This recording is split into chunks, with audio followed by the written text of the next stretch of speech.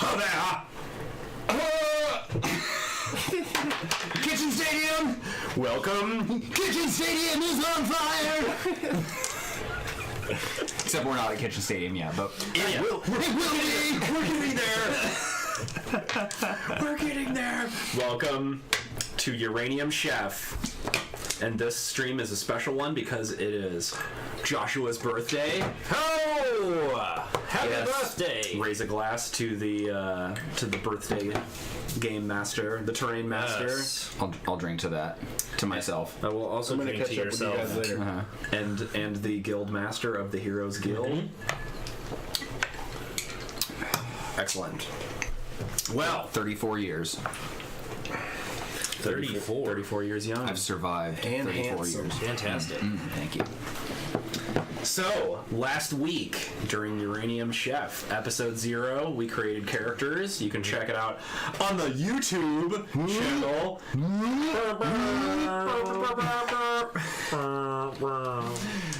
Which I think I have a command for. If not, you can catch it in that. We need a command to play semi-truck horn. What was I thinking? I never made a semi-truck horn command. I'll keep doing it, I guess. Clearly you weren't thinking. I wasn't. You know, I really am better than it could ever be anyway. Well, last week we created characters, and why don't we could introduce the characters that we created from last week?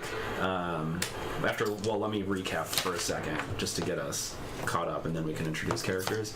Our crew of chefs competed in a secret, dangerous underground kitchen stadium session in which much money was on the line, certainly for the winners, but also a particular guest showed up, the chairwoman Malu, the leader of the free galaxy, who has, in her state of ennui after conquering and uniting everything in the whole galaxy, decided that she wanted to create a kitchen stadium in order to have contestants compete against her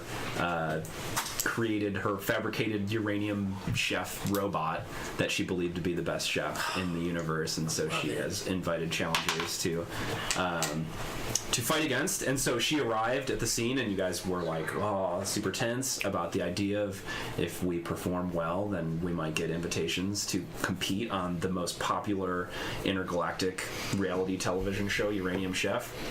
And so you threw down what were our ultimate.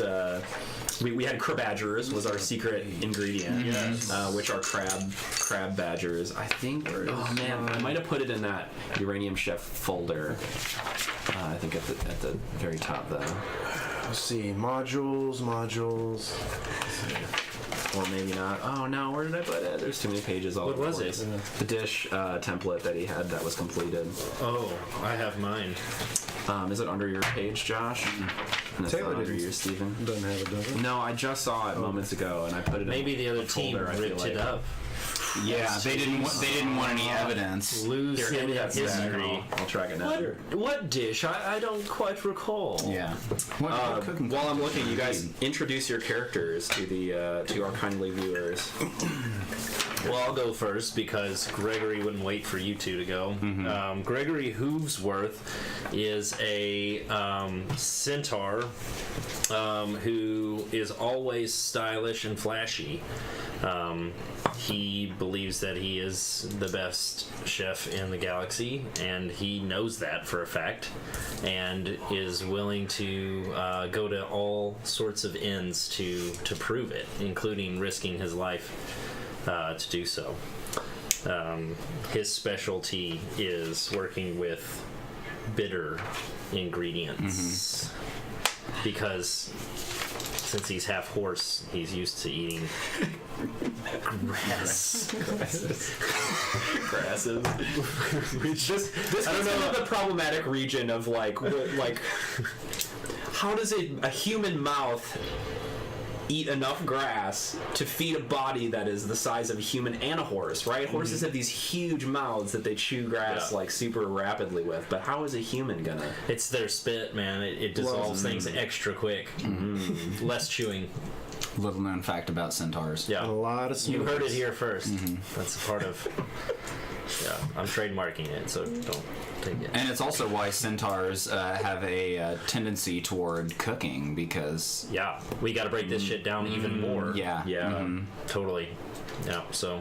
and you got to eat like constantly to maintain that metabolism. So that's Gregory Hoovesworth. Gregory Hoovesworth. Perfect.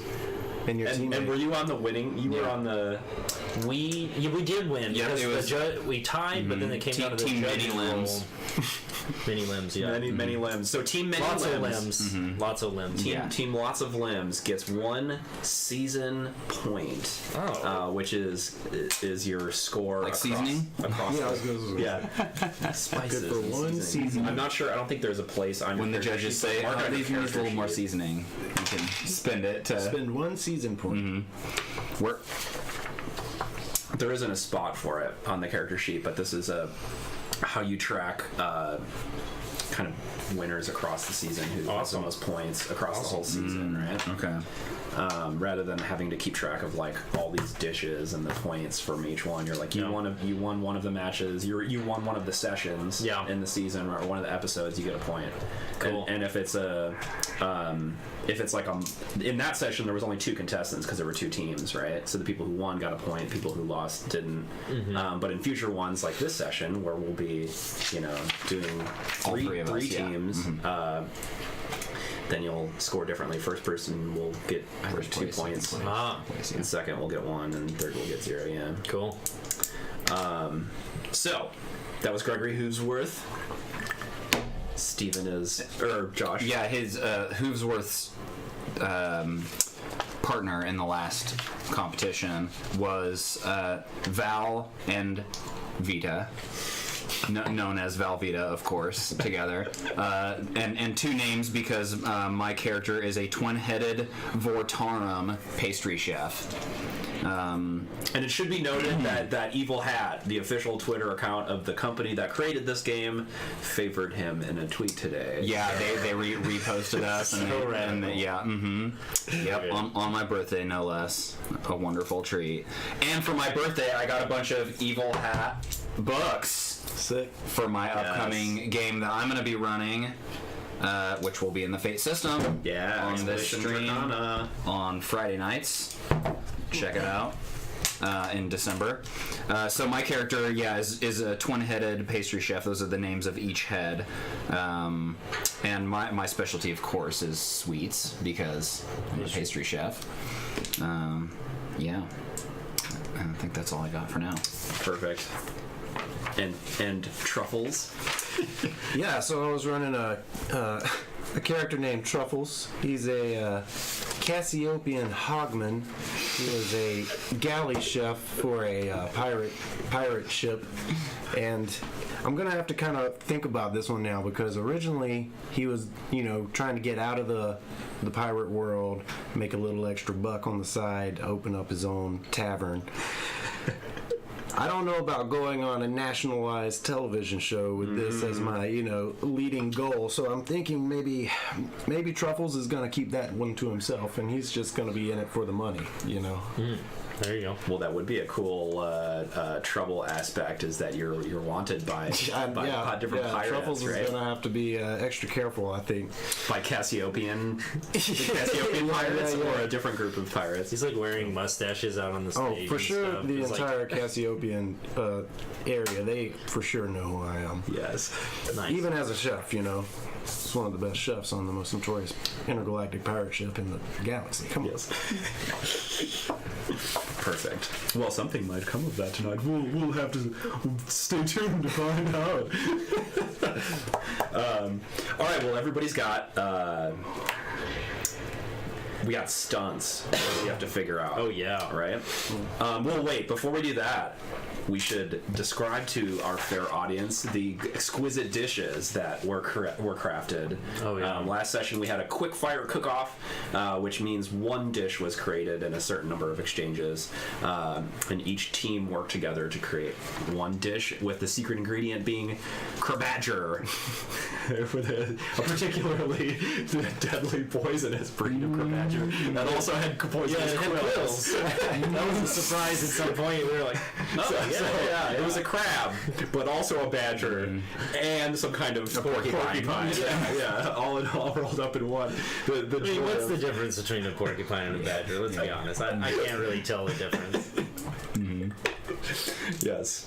Well, the winning dish was a deep-fried crabadger rangoon, floating in a sea of blue pineapple preserves, and presented with a pineapple volcano and poison stock brittle glaze cracked over the top for a bit of bite. Yes, the poison bit of that. Was a sneeze glaze. No, that was. So sorry. He messed that weasel up.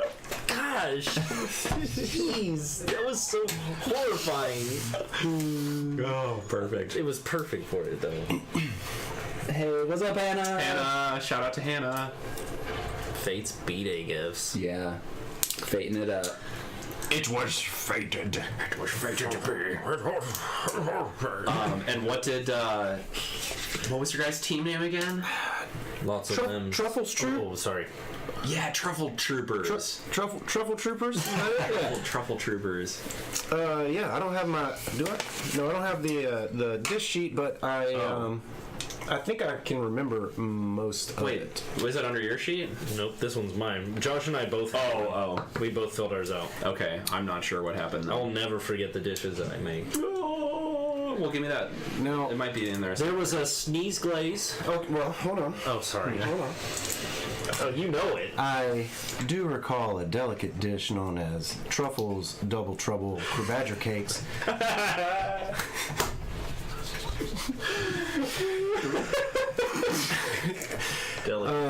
If I remember right, it had a spicy glaze. Was it the sneeze glaze that was the spicy glaze? Yeah, that was your secret sauce that was spicy, right? Okay, so I had put my secret sauce in the seaweed and garlic, onion, sauteed seaweed, garlic, and onion, and a little truffle special sauce as well. Oh, that's right. You did that off camera.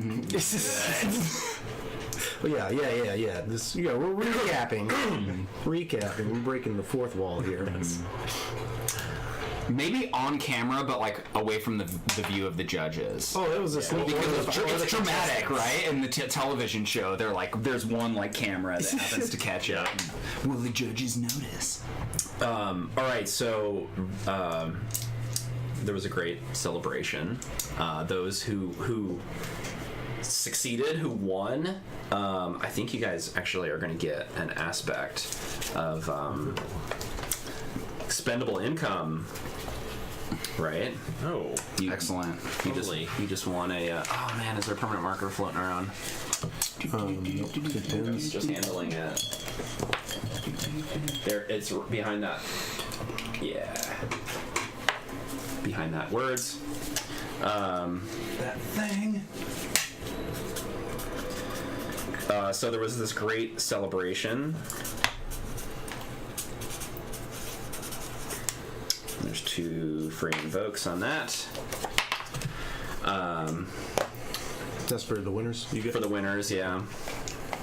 And there was a grand celebration in which the dish, the joy of eating the rest of the dishes was auctioned off to the highest bidders in the audience, right? Oh, So wow. there was kind of a what do you call it, a auction house style bidding that went down, that people were standing up and shouting and screaming in order to get their bid. some of the winners died from the poison glazes. Yes.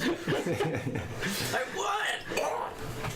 Many people stormed out because they had been taking bets the whole time. It was totally a seedy place, even though it's very, very fancy. So a lot of people were irate and stormed out, cursing in their own strange alien tongues, in fury at the losers. And Chairwoman Malu, if it were a film, there was a shot where people moved in front of her and you guys were watching, and then she was gone, right? Just like a crowd of people shifted in front of her view, and then she was vanished with all of her crew. So she took off without much ado, which is French. Right, Hannah? Adieu. 1 out of 1 French majors say yes. Yes. And what did your guys' celebration look like? How did you guys victory? Give me a quick snapshot of what the victors looked like celebrating, and a quick snapshot of those who were defeated, sulking or whatnot. Each person can describe their own. Well, Val and Vita are kind of constantly at odds with one another and trying to kind of one up each other. So I think they're both being interviewed at the same time, and they're both trying to sound more impressive than the other, and maybe kind of like, if it wasn't for my other half, like that almost all went awry for Val, but I recovered and managed to cook the dish delightfully. Do they have different voices? Yes, they do. And I move this way to show which hand it is. Awesome. Perfect. So good. and my secret, Keith, I hadn't come up with before, but I just wrote it here. So if Well, That's perfect. Oh, I could do some good stuff with that. So yeah, the centaur was during his celebration or post interview thing, was just nonchalantly saying how obviously the chairwoman showed up to his competition, and obviously I got the invite to the next thing, and should be no surprise to anyone, right? And just then as the interviewer tried to ask another question, walked away, and then just left for the evening, went off about his business. Yeah, but you kept talking. Well, the interviewer kept talking, and but I mean, Hoofsworth just walked off as if you couldn't hear him. Just like you were. I'm done with this. And walked off. Claw. Yeah. The snootiest centaur in the galaxy. With a brush of your tail. whipping people in the face. And the straightening of my ascot. Yes. An ascot. Do you have a shirt on too? Oh yeah, you have tails. Tuxedo, like the penguin tails that go along my back. And then the ascot, and some fine jewelry, etc. And my tail and my hair are the same. They're both in a ponytail. It's the same hair. It looks... it's the Yeard, oh god, what is that fantasy author's name? The Sword of Truth author. It's like his beard and his sideburns are all the same length, and it all just goes into a tight ponytail, and it's all gingery, just unfortunate looking. Terry Goodkind. Yeah. If you're listening, Terry, no. I was halfway there. Yeah. I was like, Terry. Yeah, there's a couple. Pratchett. Yeah, that's what I was going to say was Terry Pratchett, but. Adieu apparently means goodbye. Yeah, it means goodbye. So she left without much goodbye. Goodbye. It is French, and the pronunciation was grand, but it just means goodbye. Adieu. And Truffles. How was Truffles? Wallowing. So nice. A lot of people don't know this, but the losers oftentimes have to do all the dishes for the that is high stakes competition. So Truffles was stuck cleaning up all the grease that Congelator spilled all over the. That's right. All over the kitchen. I don't actually know what happened to him. He was supposed to be my teammate, helping me clean up all that. Yeah, but he disappeared as soon as they lost. I heard him yelling, and it kind of faded off. away. I have no idea He's where he went. killing people in the background with his like. Yeah, so Ew. Truffles, yeah, it's kind of slaved away in the kitchen for probably the rest of that evening, I'm sure. You've got Nibelonian lemon juice that you're pouring on the griddles and like scrubbing with the big Yeah, trying to get quills off. The George Foreman grill. Weasel guts. Yes. Ugh. Perfect. All right. In the morning, you guys wake with a slight hangover after the celebrations of the night before, and you double check the card that was given to you by one of Chairwoman Malu's representatives, and you notice that the destination is quite far away in the galaxy, and the time that she wants you to be there is tomorrow. Tomorrow morning, early. And so it seems like you need to find, in the midst of this bustling port city planet, the planet is named Mandelbrot Prime. It's a planet of two suns that have thrown the planet into a orbit that is completely chaotic, where there's no set schedule of like dusk and dawn, because it sometimes the planet goes way out here and loops around and turns around. This is a thing in science, but I couldn't remember the name of it. Yeah. It's a theoretical like orbit that they're like, if there's two suns and the planet orbits between them, sometimes it does a figure eight and sometimes it like loops around and goes the other direction. Let's go like bi-orbital. Bi-orbital. I like that. So because of that, it's a place where time and cycles and routines and stuff just have no meaning, and people have kind of devolved into insanity based on their biorhythms being totally thrown, and so it's just this hub of crime and villainy.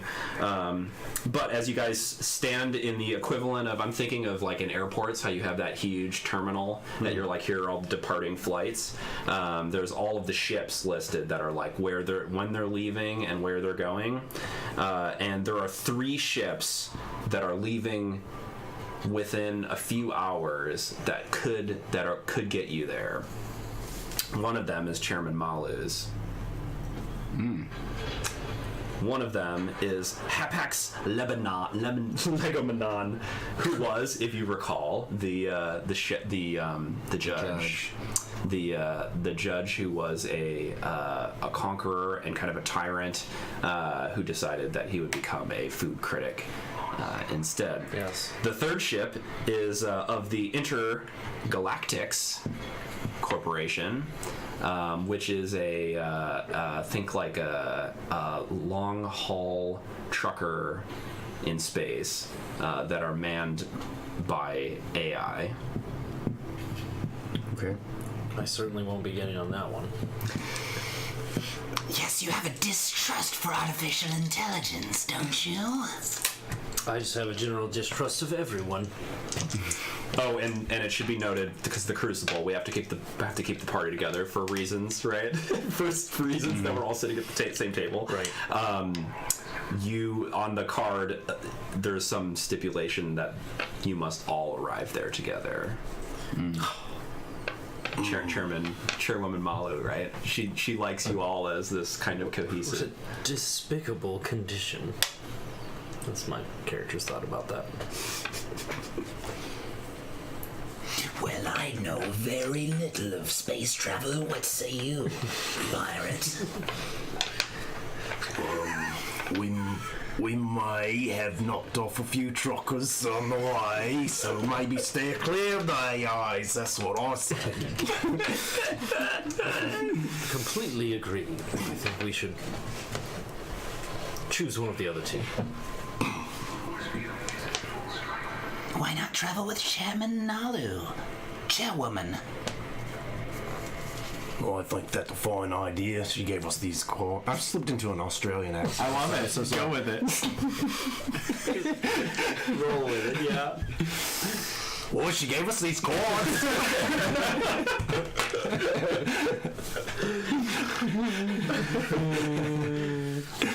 The joy of doing accents. You're like, what was my accent? Sorry, What was I'm I off the doing cuff again? right now. We're down the rabbit hole, so. That happens to everybody. Well, you guys can have a minute to think about it while we pick out some stunts. Does that sound good? So there's, I think, a sheet for you guys. If you guys can share one, that would be cool. So they basically are saying that there are two types of stunts: a one-use stunt, which grants a bonus to an approach once per scene.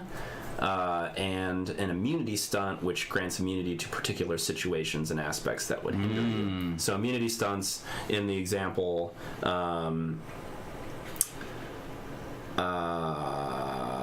they don't. Oh, I'm sorry. Down at the bottom, because I'm half lobster man on my mother's side, I can chop food without a knife. So if there's a situation where someone does like a sabotage aspect and takes all your silverware, or just a situational thing that they're like, this in this kitchen arena there are no silverware, then you're like, well, I'm not impeded by that. So you come up with an immunity, that you're like, okay, I can see in the dark. I don't need a stove, like different things like that. That you're like, I'm immune to this problem. It are immunity stunts, and then one-use stunts typically give you a +2 to something, to some kind of role, to a specific, like, just with cool, just when I'm creating cool dishes, and only in certain situations, right?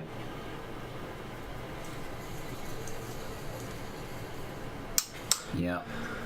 So would an example be because I'm half horse, that like people can't come into my zone without me letting them, or else I'll like, horse kick them right back where they came from. Yeah, I think that They could can't be enter my zone. It could be a passive or an active opposition that you would defend against someone entering your zone. I'm just making this up, but it seems like it would be doable. Yeah, Or is that- and you would make like an aggressive. I don't know if defense that or would. something like I don't that. know if that is exactly what I want, but that was just a thought. Yeah, that could be a possibility. Yeah. Give me those two books there, the two fate books, Certainly. and I could find an example that works like. So it doesn't matter what 3. It's kind of like you're making it up. Am I getting that right? Oh. These are just examples. Those are Gotcha, examples, gotcha. yeah. And there's more on the pre-generated characters, which I have a few printed out in the folder, maybe.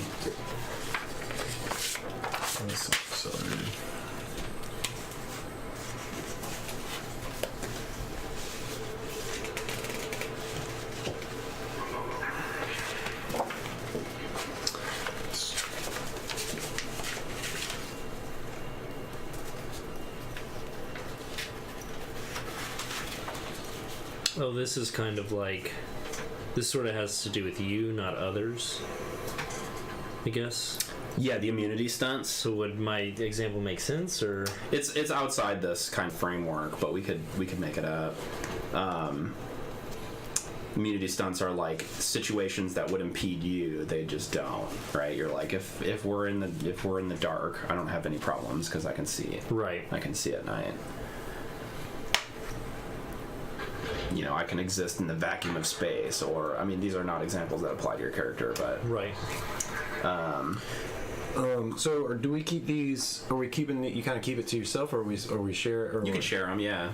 I can tell you kind of what I'm thinking. Okay. I'm thinking maybe he has some type of like stare that takes advantage of his aggressive nature, and maybe like an open sea stare, like he gets the crazy eye, maybe Yeah. a little cabin fever. I'm thinking like Gowron and Next Generation that has like crazy eyes. Super, you guys know what I'm talking about? With the super crazy eyes. Yeah, the Klingon. Yeah. I'll pull up a picture. Something maybe like that. I don't know. intimidating. Yeah, that sounds good. Grab me those folders again. Well, I'm sorry. I was seeing this one. There's one might character be who something has that you'd be interested in, and you could change the like wording on them. But like when you succeed, Oh, yeah. or wait, sorry, not that one. that Here, is this one actually is what I was thinking of.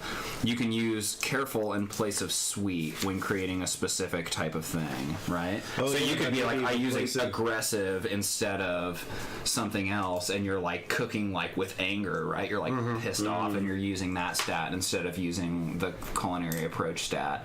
Yeah. So this pre-made character has a hypnotic stare.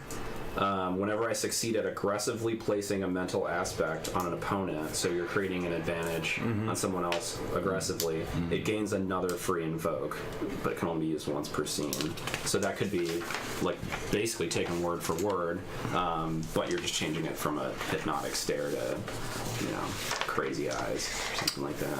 Yeah. If that seems right.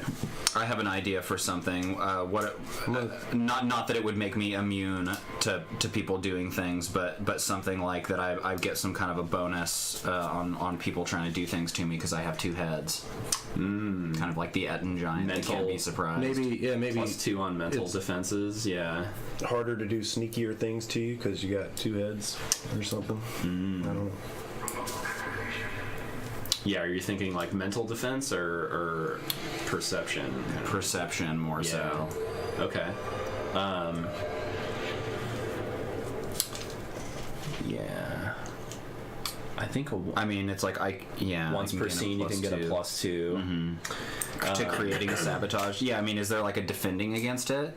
If somebody is trying to sabotage me, could I have a +2 bonus in defending? Quickly defending against sabotage, probably. Yeah, or because the idea is that It needs to be a type of okay. Yeah.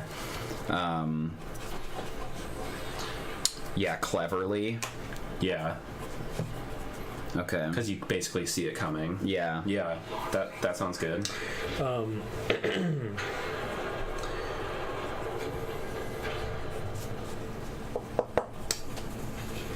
How about when I succeed at doing something flashily, because I'm so flashy that I get a +2 to something, to convincing, like +2 to clever to figure out the judge's secret likes or dislikes. Yeah, I don't think you need the flashy part at the beginning. You're like a +2 to spying on the judges. To what did you say? Cleverly? Yeah. Spying on the judges. Yeah. I Well, like this idea though. because that's a mechanic, like Yeah, the spying. So what? How do I get the +2? I just get it. Bowling over. Yeah, it's like a once per. I gain a +2 bonus to cleverly spying on judges. Can be used once per scene or cook-off. Like you can model it partially after Underminer. Okay, I gotcha.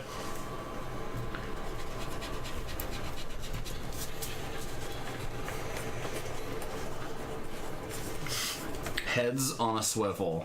Yes, heads on a swivel. Okay, I've got a new one. I'm gonna do one that let me see here. Creates an advantage. Something along the lines of I don't know about this. All right, so I'll read you the one I'm basing it off of. It's called Wrecking Ball, but I'm gonna call it the Truffle Shuffle. Yes. And I think it'll be whenever. So the one that's in here says when you succeed quickly at creating an advantage related to knocking someone or something down, gain another free invoke. Right. Mm-hmm. I'm not going to be using quick, but I've already used aggressive, so I can't use that one. But I do like that idea, though. Yeah, your other one is a one-use stunt that uses aggressive. The one I Yeah. was referring to as Cabin Fever. But I guess I could make that one Yeah, because they say you cannot have multiple Right. stunts that give a Right. bonus, same bonus to the same approach. Yeah, that's what I thought I read. So, I mean, I can't really do that. It doesn't seem to be careful, clever, or sneaky. You know, I don't have great bonuses to the others. So, Yeah, you could change the eye thing to clever, perhaps. yeah, that would probably be. I don't know if I could justify a clever charge. You know, a clever truffle shuffle. Oh, I was thinking like aggressive Oh, truffle okay. shuffle, but the Oh, the stare. fever. Yeah, okay, Could be yeah. Clever. Yeah, I guess so. If he's using it for like to his advantage, you know, Yeah, if he's in control of it. he's got a knowing glare. Yeah, I like that. So +2 to cleverly getting judges' secrets. Is that what I'm Yeah, suggesting? to cleverly spying on judges. Spying. Yeah. So the name of it is Keep Your Enemies Close and Everyone is My Enemy. Yes.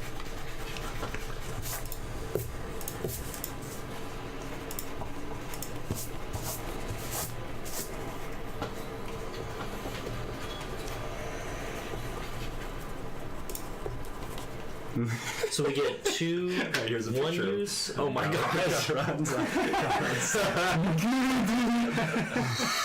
That's exactly how I see it in my head too. That's the if you showed me a picture and just said cabin fever, that's what would come to mind. I gotta post this for the chat. That's great, dude. Make sure to check out that picture of Gowron in the chat. It's fantastic. Fantastic. So we get 2 one-use stunts and 1 immunity. three of I think it Or just any amount. three I free. think it's just 3. Yeah. Gotcha.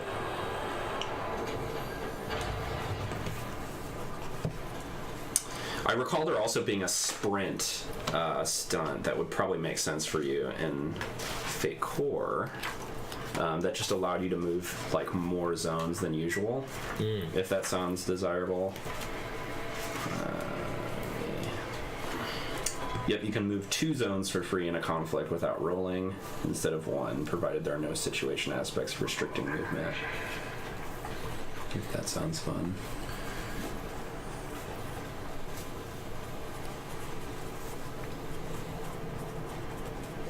All right. I feel like I need to pick up something defensively.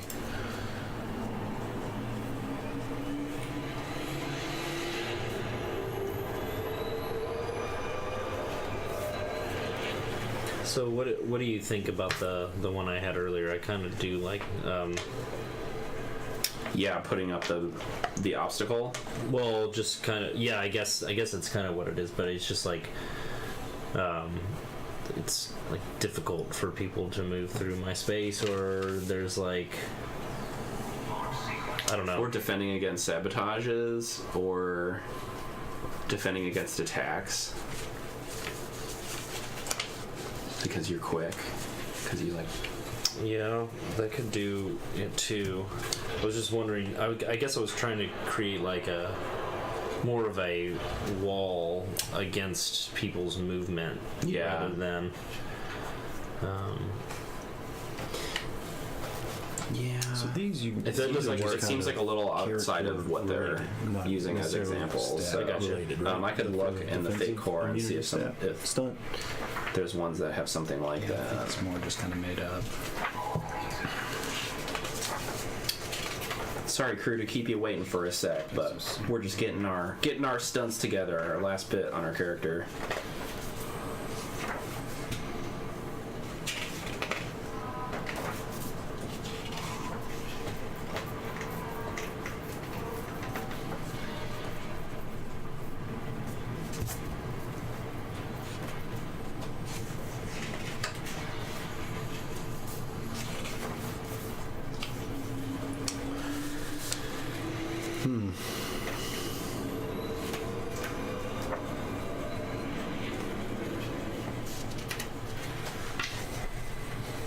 Yeah, I'm not seeing anything like that, but that's good.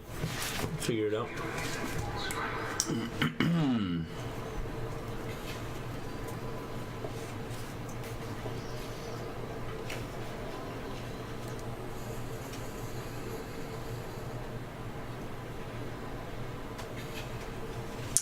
Other things that you could be getting bonuses towards are like collecting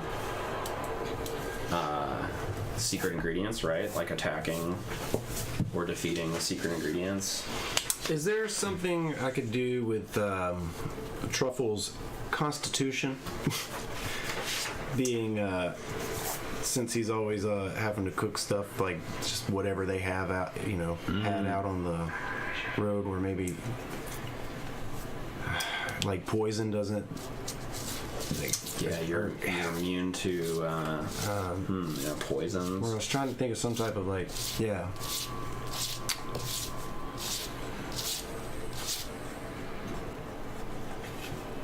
Wait, what was say that again? something having to do with like his constitution being particularly strong because of having to cook and eat things that they just had out in space. Or you were the like taste tester too for the captain. Yeah, what about like I gain a +2 bonus to some ability, to some approach to defending against like poison, aggressively maybe defending. Well, I've already used aggressive, but I might could do careful. Careful, yeah.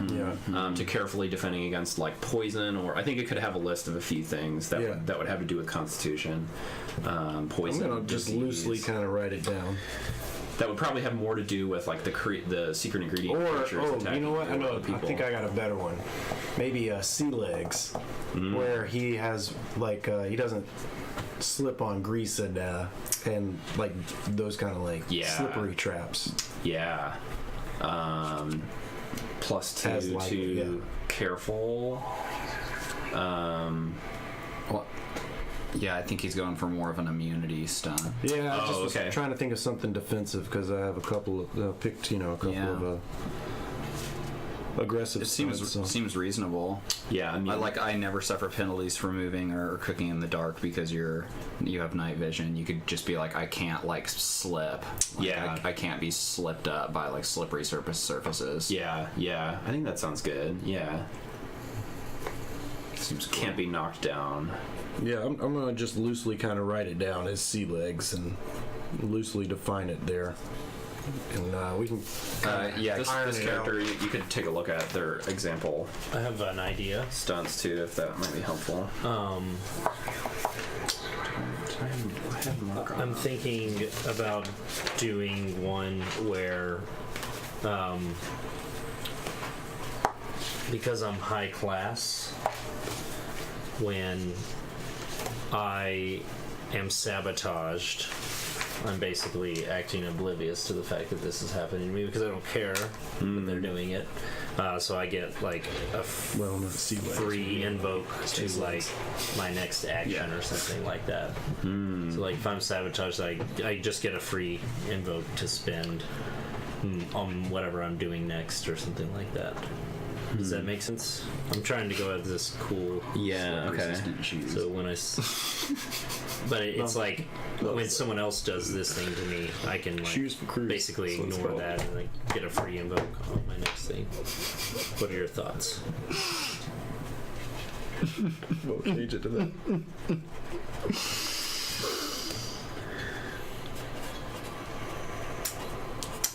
Yeah, it's tricky because this one is creating an advantage, so it's clear where to put the invoke because you put it on the advantage that you just created.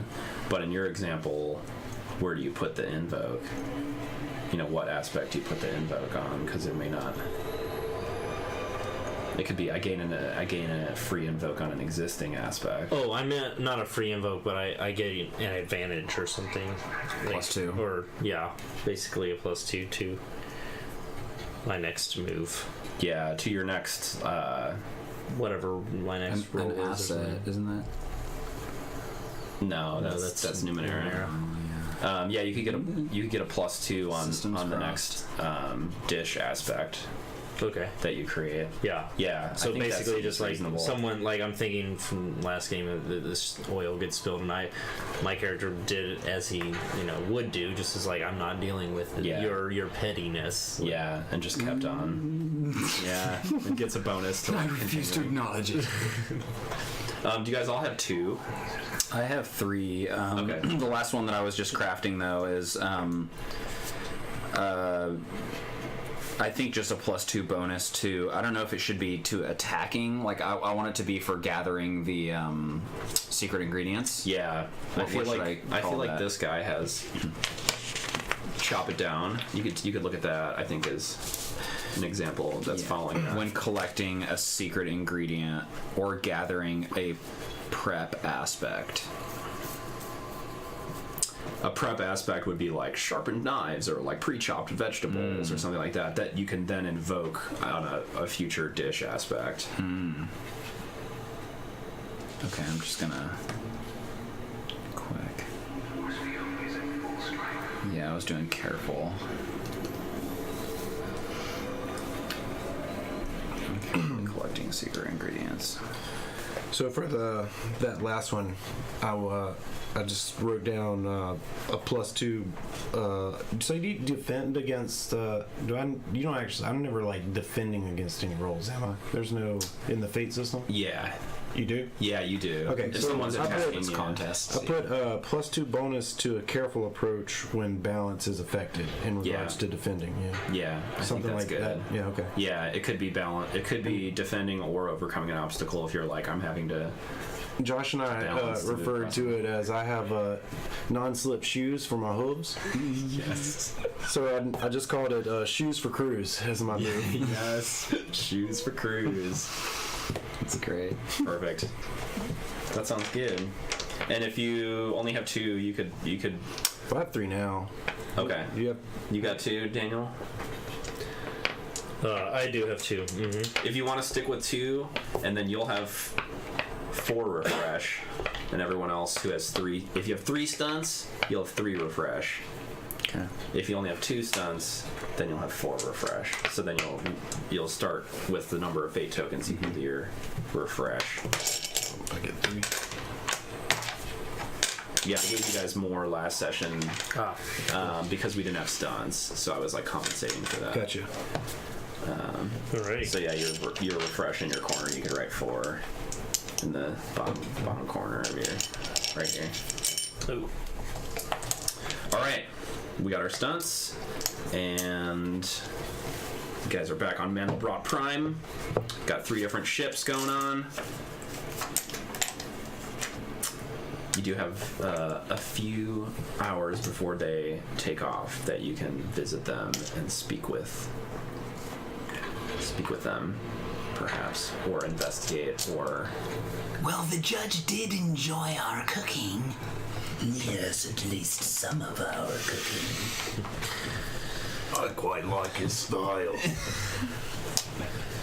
I don't care for the man very much.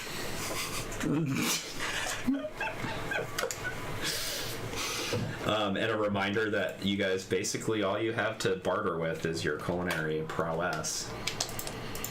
Despite having some expendable income, it's not. It doesn't seem like it'd be enough to pay for this kind of crazy trip.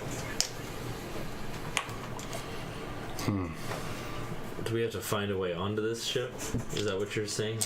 Or barter with the Do we know where? people in charge. So we don't know where chairman. What is? Or sorry, what's Chairwoman Chairwoman Nalu. Malu. M or N? I thought it was Nalu, but Yeah, I think it's Malu. She disappeared, but we can assume maybe that she went to her ship. So I would say maybe let's go there and see if, since she gave us some invites. I agree. Say we can, well, I mean, The I don't know. chairwoman would be She- happy to see me. She probably doesn't need us to cook for her. We can try. It could be an opportunity to impress her. All right, you guys arrive at the docking bay. Just as the ship is taking off. oh shit! So you guys walk up and you see the arms that are holding the ship opening up and like people running around on the docking bay. Like you get the impression that they're leaving like earlier than they're supposed to. Oh. And so people are like running around with clipboards and shouting, and they're like, wait, You haven't finished all your paperwork, kind of thing. And they just like fly up into the air like 15, 20 feet above the ground, and then just jump to like hyperspace, like in the middle of the docking area. And there's just like paper and like shells get just totally obliterated as people fall on the ground, and everybody's like, "What the hell? What?" Well, that's just perfect. Sorry, too exaggerated. Mundane crewmates must not have gotten the memo that I was coming. How aggravating. We'll have to go aboard another ship, I suppose. I can't meet this meeting. To the judge's ship, then. I suppose. Hapax Legomenon. I think I got a picture of him. Down, because I will not in a minute. Hapax. Pretty sure I got a picture. Lebanon? What was his name? Legomenon. Oh, Lego Manon. Lego Man Nom. Oh, yes. Yeah. Fantastic. And he was a judge.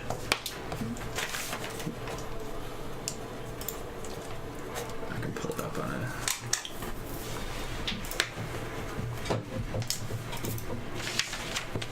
Everybody up in the audience has seen it. I'm pulling up a picture for the players around the table.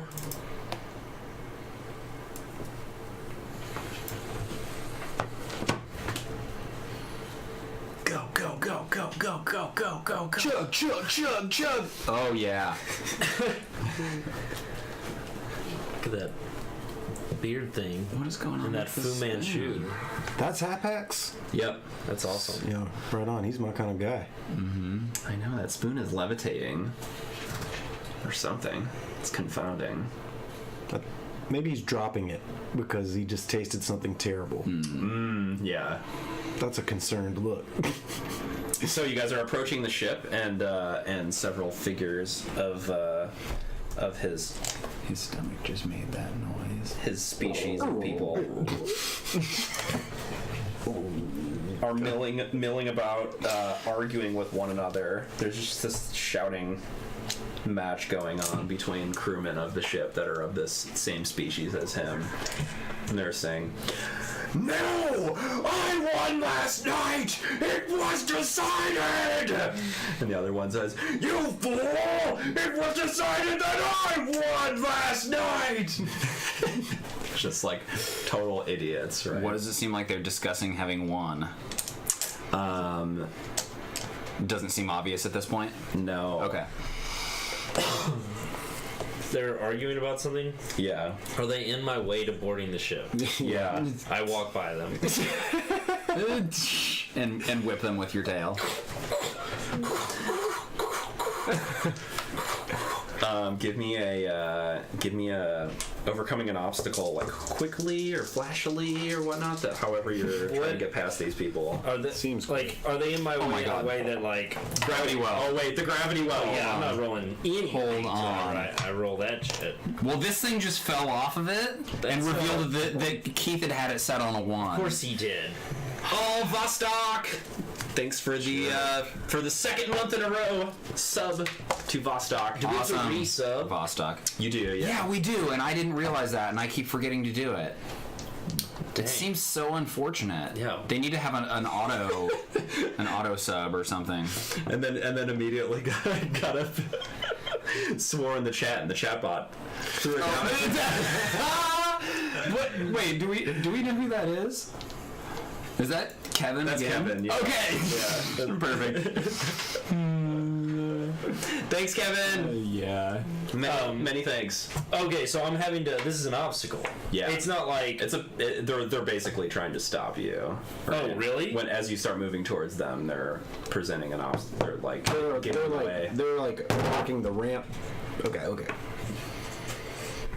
Are you going to re-roll a 15? I have a 25% chance of doing better.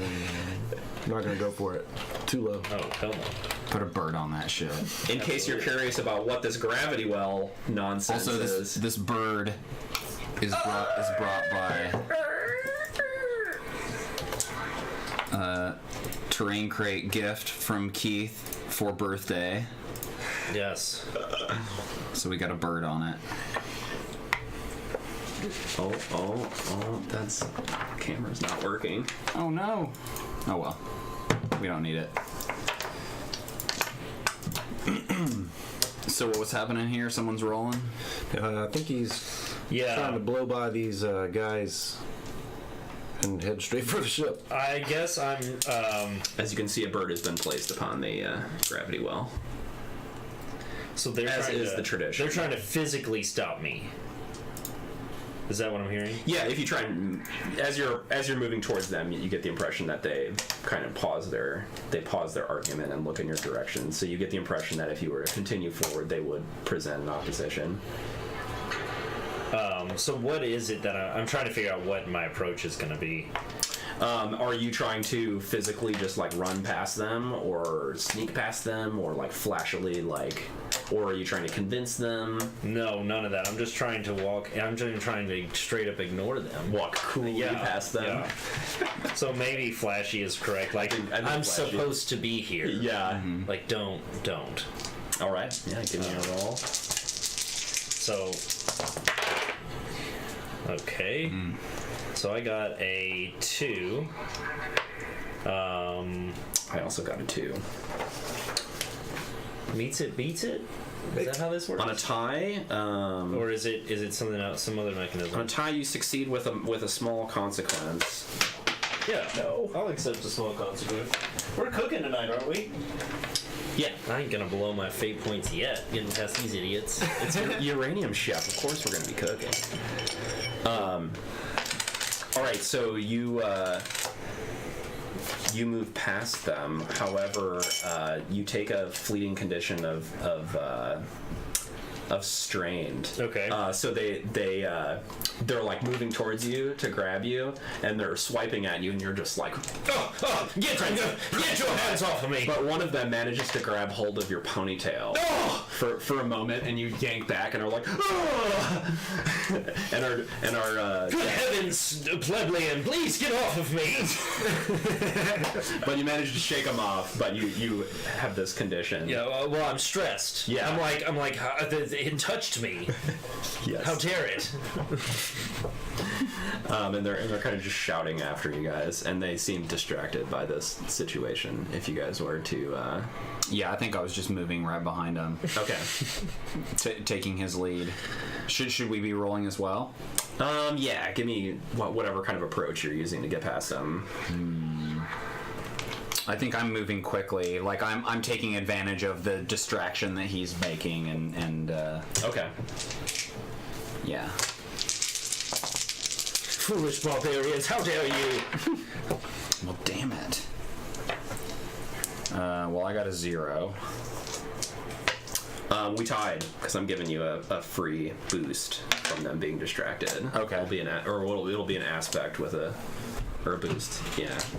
Okay. So we tied. So there's a cost as well. Yeah, and you're quickly moving by too. Mm-hmm. One of them throws an apple that he was eating at you, and it bounces off of one of your heads and hits the other one. And you guys get into a little tiff for a moment because you think maybe one was messing with the other. Of course I didn't. But I wish you were going on a different ship. But you take the scrambled. Yeah. Yeah, same thing. And I already had strained from the competition. That'll have gone away. Yeah, that stuff goes away at the end of a scene. Okay. The last scene is the Sticky only one sticks that around. lasts throughout, like, multiple. Yeah, and actually that information's on the back of this stunt sheet. Awesome. Because I figured it would be important to have on. I think Truffles is just gonna say, Carry on, boys. See you in the galley. Also, he won last night. just to keep them going. Yes. Yeah. Cool. That sounds like maybe clever. Like that you're moving past them cleverly. I can do that. Thanks, Universe Lego. 2. Dead sexy gentlemen. Oh. We've been told we're symmetrical. Yeah, and our hair was on point. Yes, yes. I think we have probably the best hair on the Twitch tabletop RPG. Not self-voted. It was voted. It was voted. Yeah. Yeah, the tabletop RPG channel on Twitch, everything going right now, we have the best hair. Yeah. It was voted upon by We're also, are we Swords. correctly categorized tonight, or should we expect Shadzar to? Yes, we are. I think we are correctly categorized. He's kind of like our arch nemesis. We are. in a way. We are correctly categorized. Yeah, but we're gonna turn him into a friend. Yeah, with love. That's a Luffy shit right there. Blast him with love. Well, welcome, Universe. Universalago. Is it Universalago? Salego. Or Universalego. Universalgo. Universal ego. Universal There it Ego. is. Universal Ego. I think we were trying too hard. We were trying.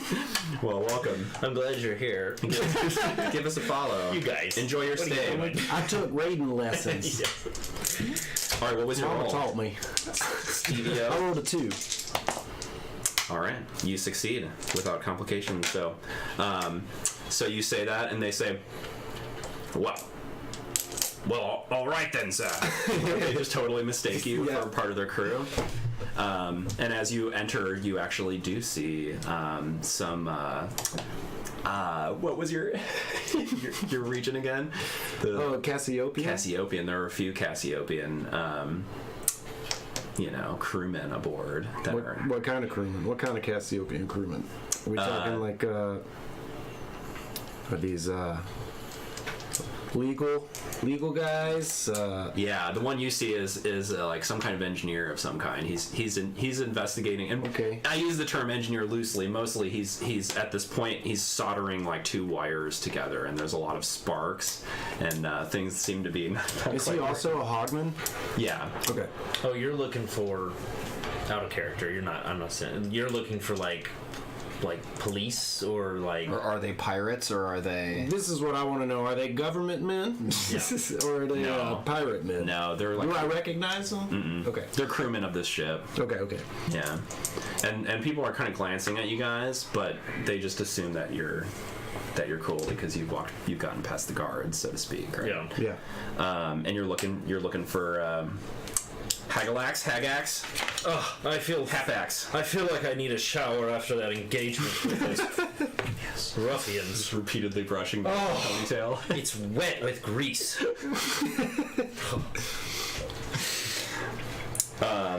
As I gallop along. How do you suppose he wipes his ass? Probably pays someone to do it for him. As you guys are walking through the ship, you cross by a. You guys are making your way towards the helm of the ship, and you walk past this huge glass chamber that has kind of the equivalent of the the windows that have that like mesh, like wire mesh that reinforces the glass and keeps, even if the glass is broken, you can get through it. And within you can see like just moisture like rolling off this window that's completely fogged up.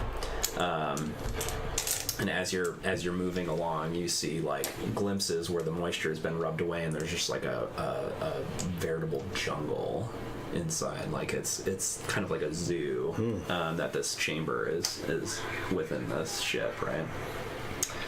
It's kind of a biosphere. And then you make your way through the ship, and unless you're doing anything, you guys are just searching for the dude.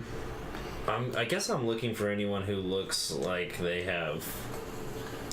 Of course I'm looking for someone who looks like the captain or is that guy. I only want to speak to anyone important. Yeah. On this ship. Is anyone else doing anything like on their way? Where are the gold shirts at?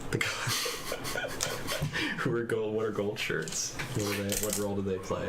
Oh, I was like not a red shirt. Star Trek. Yeah. Gotcha. Yeah. Not the red shirts. Not the red shirts. Yeah, you guys managed to find Hapax. He is he's you guys cross by the bar area, right? Deck 9 forward kind of thing. Except it's pretty rowdy. There's crewmen that are like brawling and like throwing punches and arm wrestling and whatnot. Truffles stops to watch for a little bit. Yeah. Just kind of little turned on. longing for the good days. Yeah. And there are some Cassiopean. There's one Cassiopean guy who's actually arm wrestling 2 people at the same time. Yeah. And I'm like snorting. I've got 10 on that boy. And in the midst of all of it, Hapax is seated at a table all by himself, and the table is just filled with food, just greasy turkey. There's just like a 6-legged turkey that he rips one of the legs off of and just eating, and then just dips it in one of the other dishes, like it's like some kind of casserole, and then he just dips it in there and uses it as like a sauce. wow. Goals. So many goals for me in this setting. Such a refined palate our judge apparently has. If you guys recall from last week, he doesn't like. he great doesn't things. like anything that's a 3 or higher. I feel like he doesn't like great things that are. That's right. We all got penalized. Four or five value dishes. He just dislikes because it's his palate's not refined enough. I love that as a judge. He sees you sees you guys approaching and raises the turkey leg and says, "Wow, look who it is! My chef's from last night." Yes, it's us. Ahoy. What brings you aboard Hapax's Legion? It's the name of his ship. It's named after him. Of course. What was the place we were headed to? Mandelbrot Prime. No, that's where we're at. I actually don't have a name for where you guys are going. We require transport to Kitchen Stadium. It's like a secret location. It's like undisclosed kind of location. So I think it's just like coordinates. Okay. It's in the Sigma 5 sector. I want to just I want to show him the card I have and ask if we can taxi along, if there's anything if I can do anything. We would be happy to produce some very mediocre meals for you, sir. Oh, I don't like mediocre meals. Looks at the card and says, "Well, I guess this is the right." He doesn't know he likes He doesn't it. realize it. He thinks he likes really fantastic stuff. Oh, gotcha. I think what he's trying to say is maybe we could fry up some grease or some. No, I love fried grease. Yes, grease. Deep fried, double fried That's a even. magnificent bowl of fried grease. Refried. Grease. Oh, it's like you just finished using the deep fryer, and then you just dump all the grease out into a vat, and then you somehow fry that into a ball. Yeah. You let it cool and congeal, and then you cook that in the skillet. Oh yes. Yeah, like a fried ice cream or something. Yeah, where it's like the inside. Well, you is take the gooey. congealed stuff and then you batter it, and then you deep fry it again. Yes, keep that in mind for the coming cook-off. Double deep fried noodles. That's what they're called. Over the sound of the espresso grinder. Who is this watching us at the coffee shop? Oh shoot. Ah, that's what they mean. Who is that? I know. Friday night? It's our buddy Eric. Oh, Eric, what's up? Hey, Eric. Universal ego. Universal Lego. Universal Lego. He just missed all of our comedy.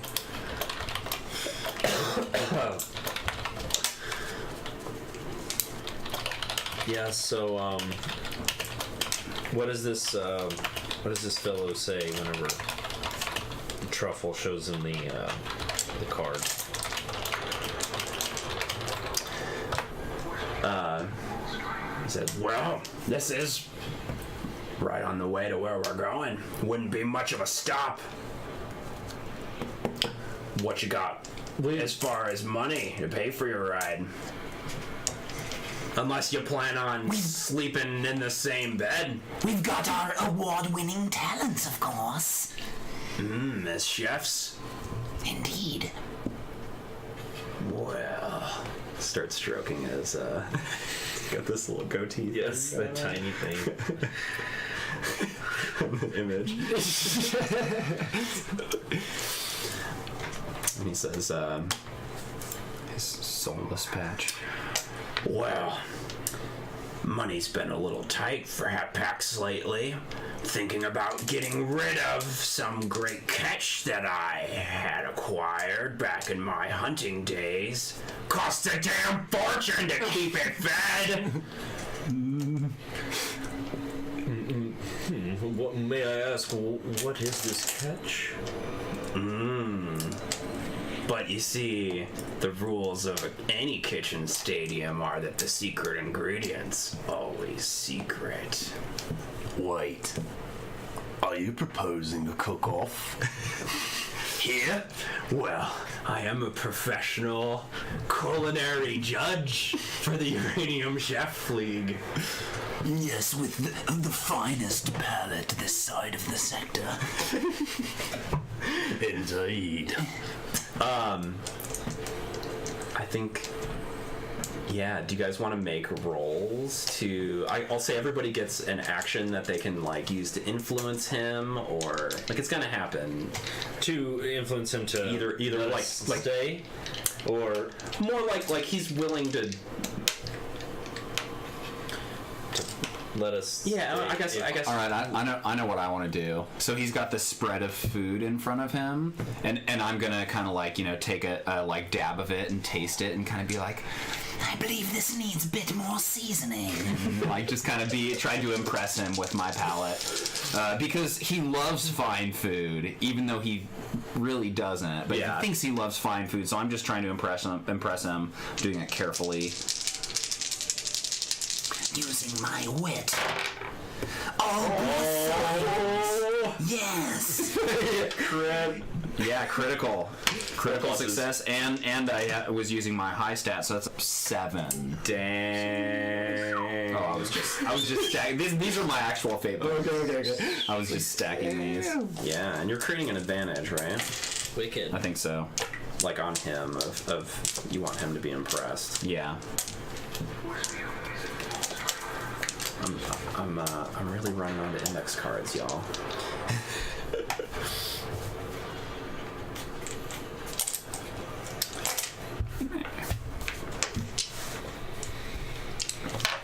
Yeah, so you're impressing him. I'll say he's thoroughly impressed. That seems lackluster, but He wants to taste more. He store eyes. Yeah. And you succeeded with style, so there's 2. Heck yeah. So he said, "Well, I'd be curious to see what you can cook up with your culinary expertise in my secret ingredient." Is it possible that I can also create an advantage? Mm-hmm. I would like to, while they were carrying on, I would like to sneakily have opened the vial in my apron and just kind of gotten a little dab on my finger. And now I'm going to propose to Hapax. Perhaps I can make your dish a bit better by even just touching it. Just to show him, like, by me even touching his food, it's better. Yes. Excellent. All right, give me a roll. Okay. The magical truffle touch. Yeah, the truffle touch. Are we to believe you're a magician as well as a pirate? Doesn't look like it. I got a 1. A 1. Yeah, I think he's pretty gullible.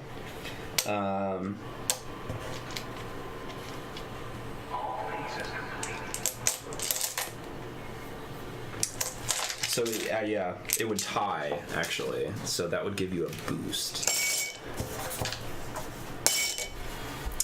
So it's not a situational thing. It won't linger past your use, but I think Magic Shuffle Touch says, well,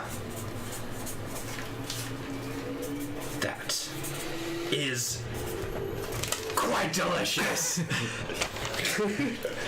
Perhaps I am a magician. Sorry, I switched accents again. I did too. Other things you could do is maybe learn more about his tastes Oh, I know what I want to do. or his aspects or things like that. I want to convince him that I'm not going to be sleeping in a room with these other two, and I'm going to need a very spacious shower because I'm very large. All right. That's for washing his ass. For his servant to be in the shower with him. Convincing is like, it's hard for me to fit like basically like a charisma roll into some of this. I guess. Yeah, it's whatever approach you're taking. Are you convincing? I'm gonna try to flashily, just, or I guess. Yeah, I guess so. I mean, I'm like, Truffles start getting the I two of am you confused. high class material. I need the best comforts, and I may cook the best food. You're showing off your like jewelry and your fancy Yes. outfit. Well, you're and saying my ponies. Yeah, yes. Both of them. Which shimmers like a L'Oreal ad. Well, yeah, it's got like always like glitter in it, and like it definitely should. like an anime. As you're swinging, the hair glitters, but so does like the air around Yes. it. Yeah. Well, and my hair and my tail do this. Perfect. So 3. All right. Yep, you succeed. And so what I'm hoping for is good night's rest. Yeah. So that I can cook well tomorrow. Well rested and groomed. Oh, thank you. So yeah, he says, well, we did have Roadhog put away. We with did have quite a large fellow who, well, suffered an untimely death recently that had his own shower, and it happens to be vacant now. He probably deserved it. I'll take over his room. He stabs a fork into a strange kind of like pulled pork kind of dish, and takes a bite out of it and says, Whoa. but he sure is damn tasty. Oh my god. Well, this was unexpected. Yikes. Was that pork? He's just chewing. I'm feeling a little uneasy, fellas. It is pork.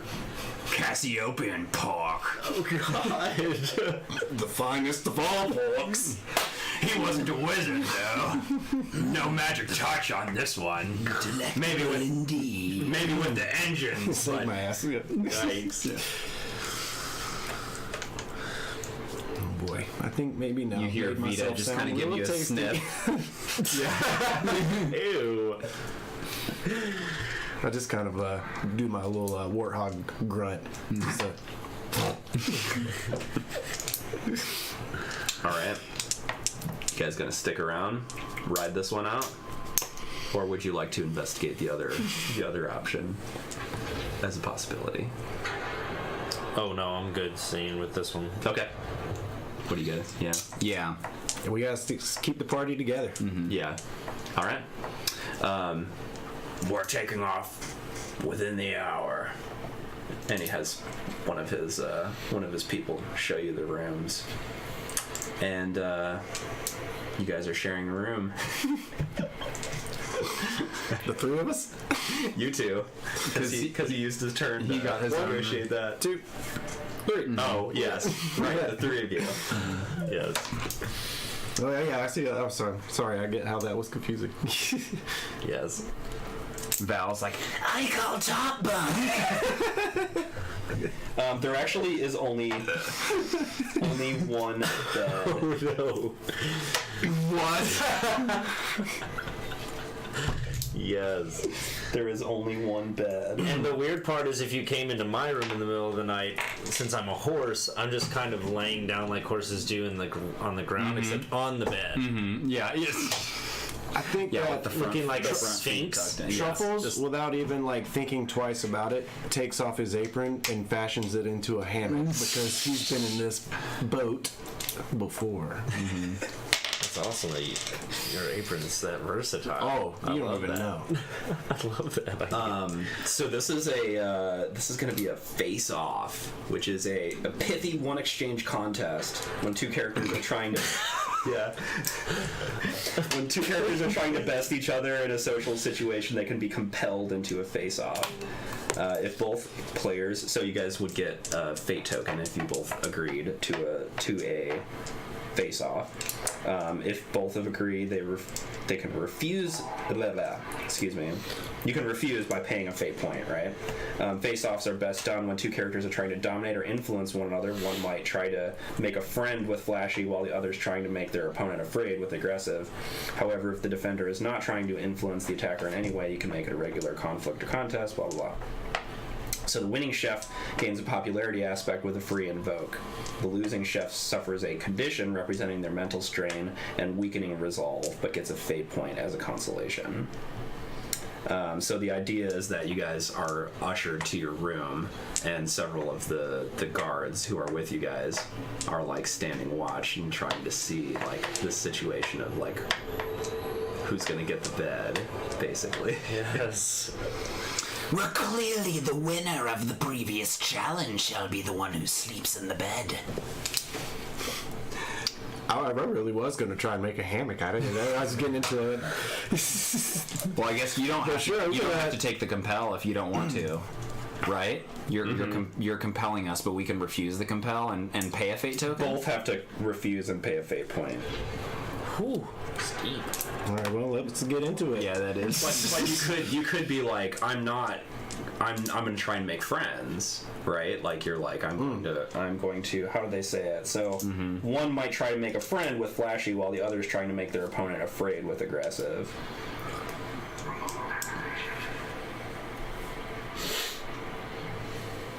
I'm gonna use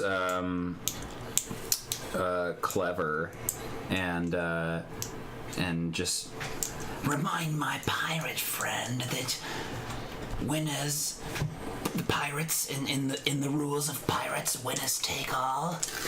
And as I won the previous match, I should be sleeping in the bed.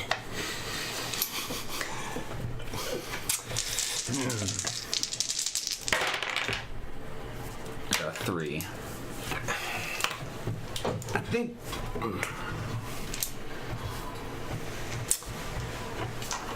And ultimately, you're it doesn't matter like what your fluff is of like whether you're trying to make a friend or whether you're trying to make an enemy or whether you're attacking him with aggressive or whatever. Yeah, you could still be doing the hammock. Ultimately, like you're just rolling off, and whoever wins gets an aspect. Is the idea behind it, but it's just like creating this kind of like real world, drama. Yeah. Like real world. I think the I'll show, just, Real World. Or what is it? Real world. Yeah.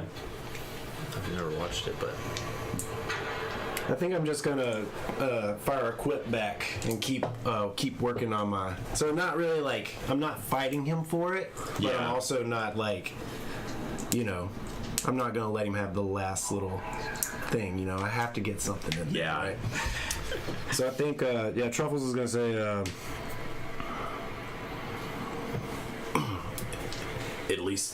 At least I don't need two heads to do my job. And so just cleverly kind of flipping back. I don't know if I need to roll for that. Yep. But, 4? Yeah. And you won, right? Because Josh, you had a 3. Yeah, 3. Yeah.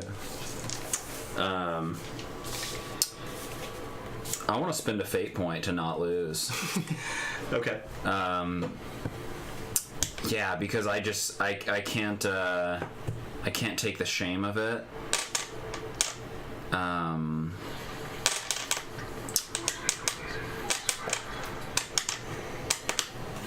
I know that I need to be set up for this competition. I can't let him get ahead of me because I have to win this money for my laser disc conjoinment surgery.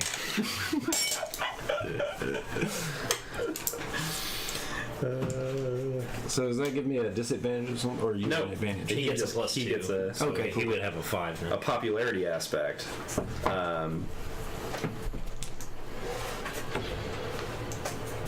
Kings of the bed. Yes. Kings of the bed. As you sleep that night, you think about me in my giant shower. Completely nude centaur. With Yeah. one free invoke. And- Oh yeah, no, the losing. And the servant that you must have to help you Yes. wash yourself. To the right! Yeah, you suffer. Gently, gently. You suffer a condition, so you'll mark one of your the lowest ones, the one. Doesn't matter which. No, whichever makes the most sense, I guess, fluff wise. I'm gonna say strained. And that represents your mental strain and weakened resolve. But you get a fate don't point get as good of a as a night's sleep. consolation. You get a fate Sleeping point in your- though. Your I apron got hammock. mine, and he gets his. Sweet. All right. Is there any ability for me to go do something in the night, or no? Is it kind of like everyone has to be able to do? Yeah, I think everyone will get one turn, one like exchange before the match starts, and this represents like some time over the night. Yes. Yeah, or a few hours. Perfect. Before they launch, they want you. He wants you to start cooking as soon as they launch. I know what I'd like to do in that time. In the night after my shower, where my whoever helped me clean my rear is gone. And I kicked him out of the room. Be gone! My rear Without thanking him. fine now. Thank you. I'd like to sneak out and find our Mr. I forget his name. Hapax. Hapax, yes. Yeah. Bless. Oh, Josh, I think there's an engine room. Excuse me. Bless you. I'd like to find him, Okay. and if I can, do I need to make a roll to find him, or can it be? Is it pretty easy? No, I mean, what's your like from a big picture perspective? What's your goal for I'm going to this exchange? I'm going to bribe him. So I basically find him and basically like, I heard you were low on funds. You mentioned something back there about your beast being hard to feed. Perhaps I could help you with that. Why, yes. Well, as soon as this competition's done, I won't have a beast to feed, but money's money. Indeed. And I have no use for it, being that I am completely fine with all of my means. However, I thought maybe we could make an arrangement. All right, give me a. I think flashy would make sense. Yeah, it's kind of like my charisma. And you can invoke your expendable income. That's what I'm up to here. I am gonna invoke it. So I got a total of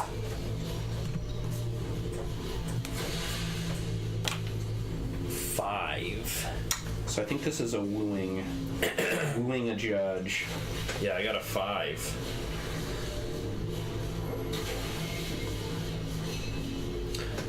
It's not that I need the help or anything.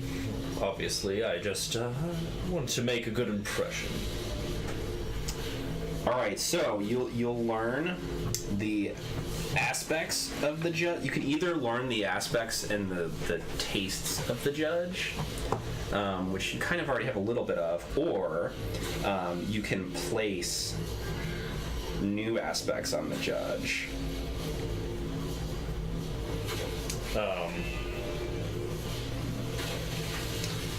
I will place a new aspect on the judge. And this could either be a like, or like a dislike, or Yeah. this could be like an aspect like those that you can invoke. Yeah, I'm gonna place a dislike.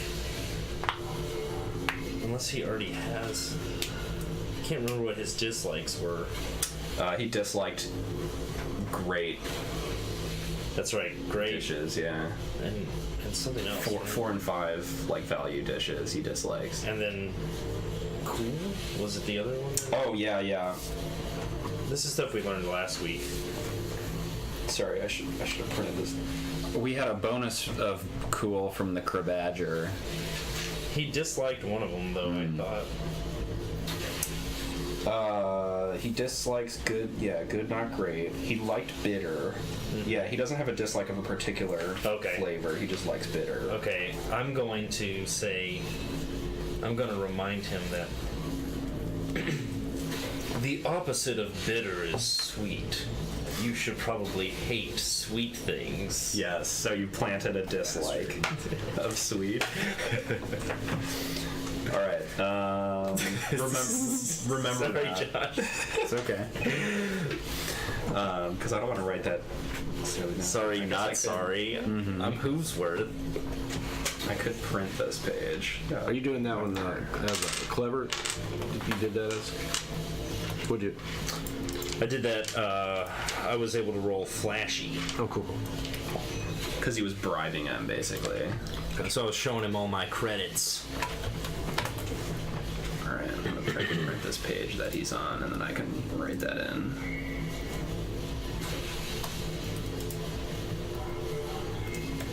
Okay, what are you guys doing with your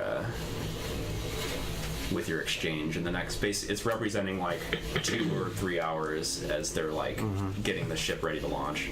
That one's yours.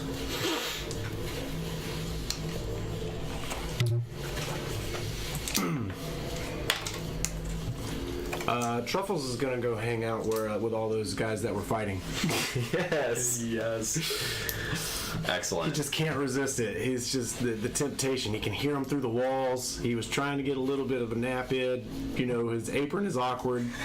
It just won't, it won't spin right. Yeah, This sounds like you're trying to create a popularity aspect. exactly. I'm trying to gain that's some good. favoritism from the rest of the crew. The who will be the crowd, most likely. Yeah. Cool. Yeah, I like that. How are you doing it aggressively? Because you're like wrestling them, or are you doing it? Yeah, aggressive. Yeah. Okay. I'm jumping into the fray anytime there's like something going on. It's always Yes. like just enough to where it's like I'm not causing the trouble. I'm just waiting for it so I can jump in and be a part, Yes. just to like break things Earn their up. respect and Throw a whatnot. punch and then I pretend I'm breaking everything up. Yes. All right, cool. Give me a roll. Sure. Aggressive. Ooh, you can spend a fate token to re-roll. It's true. I'm gonna have to. Yeah. Gosh, I cannot remember this guy's you go. name. Hapax. So Writing it right a now. 4 for me. It's a weird name though. A 4. Yeah, a 4. Nice.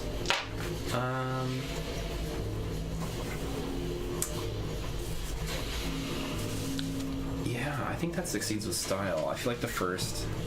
Daniel, did you say Actually, this I'll is say that mine? succeeds. Well, no, that succeeds with style. Yeah, because we both got You're calm, man. expendable income from winning, but I used one. Gotcha.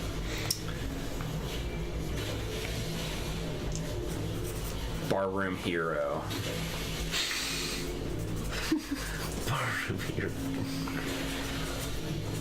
What a thing to be a hero of. So that's a Gosh, goals. popularity I always aspect. That's good. That's a Thank good you. one. Yeah, so they're like cheering and roaring, and then at one point someone's like, "Who the hell are you? When did you get aboard this ship?" And then I just put my arms around everybody and I'm like, carry on, boys. Yes. Yes, they're like carousing and buying you drinks, and it seems like the crew just loves you. Yeah. You fit in like an old shoe, right? You're like, this is just like my old pirate days, my old Cassiopean pirate days. Perfect, cool. And Josh, what are you doing? I want to. Velveeta. I want to kind of spy and basically see if I can figure out what the secret ingredient is before the Cool. competition actually starts. Yeah, give me a stealth. And if I need to, I will use expendable income to bribe my information out of people, because surely someone on this ship knows about this creature that has Draining cost a lot of money, money. Okay, you're and stuff. asking around basically. Or Yeah, well, I mean, I think I'm sneaking around to figure it out. I don't know if I need to. I'll burn a point to like spend some money to gotcha. boost it. yeah, that makes You sense. get caught or something. And Yeah, Hey, whatever. tell me about this. I think I'm doing it carefully. Okay. Okay, I got a 3. Dang, all zeros. Okay, a 3. All right, so you're milling about. You're actually physically like looking, right? Okay, I'm just checking. So you're like milling about the area by this weird tank, right? And wiping away like some of the moisture that's collected and looking inside, and it's just this crazy dense little jungle going on in there, and you're peering, and you see wait hold on. You see some branches rustling. Some branches rustling, and you're like shifting around. You move around to find a better angle. You're looking inside, and you see this darting head of an alligator slip past right in front of you, and you shockedly like step back, and then you see tentacles sucker against the window, and then at the end of the tentacle is a crocodile head.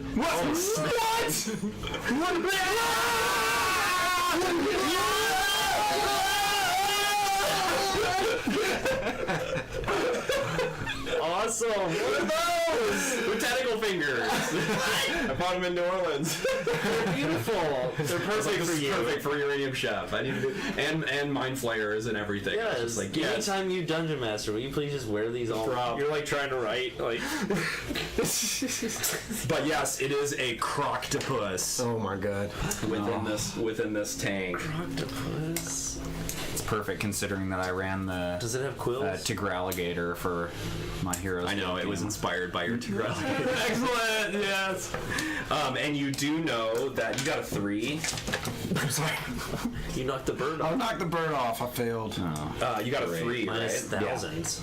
Minus 1,000. Yeah, how many? Oh my god. You, It's like infinite bad If it would help, I can expend some income to like ask someone about it or get some information. I think, okay, yeah. I'll give you a little bit, and then if you want to know, Okay.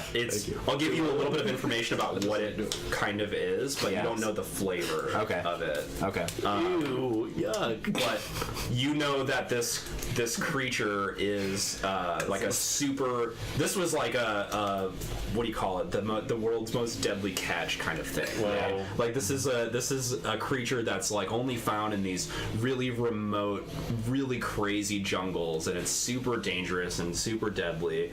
And it is one of those things that like warlords and hunters will like pride themselves with by having it mounted or man. whatnot. And he captured his alive and has kept it in this cage. So you know it will be a formidable foe. Yikes. That probably you will all have to work together to defeat before you start hacking it up and make dishes out of it. You don't know its flavor, but you might be able to bribe somebody to find out. You've succeeded, but not with a... Yeah, I want to do that. I'll use the expendable income if I can. Yep.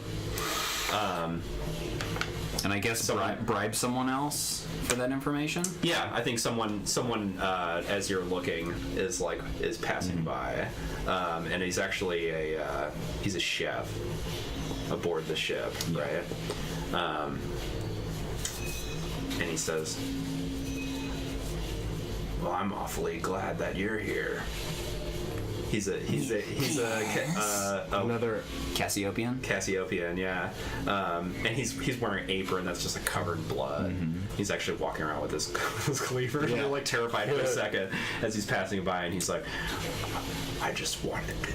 He sought you out, Yeah. and put his paw on your shoulder, and he's like, I just wanted to thank you for volunteering your life, because I was about to get sent in there, just like I was the sous chef last week, and my chef got sent in there, and now he's dead, and I was gonna be next. So I'm glad that it's gonna be you fools instead of me. Well, you're welcome, I suppose. But please do tell, since I am going to my death and it doesn't really matter, what flavors can I expect from cooking with the croctopus?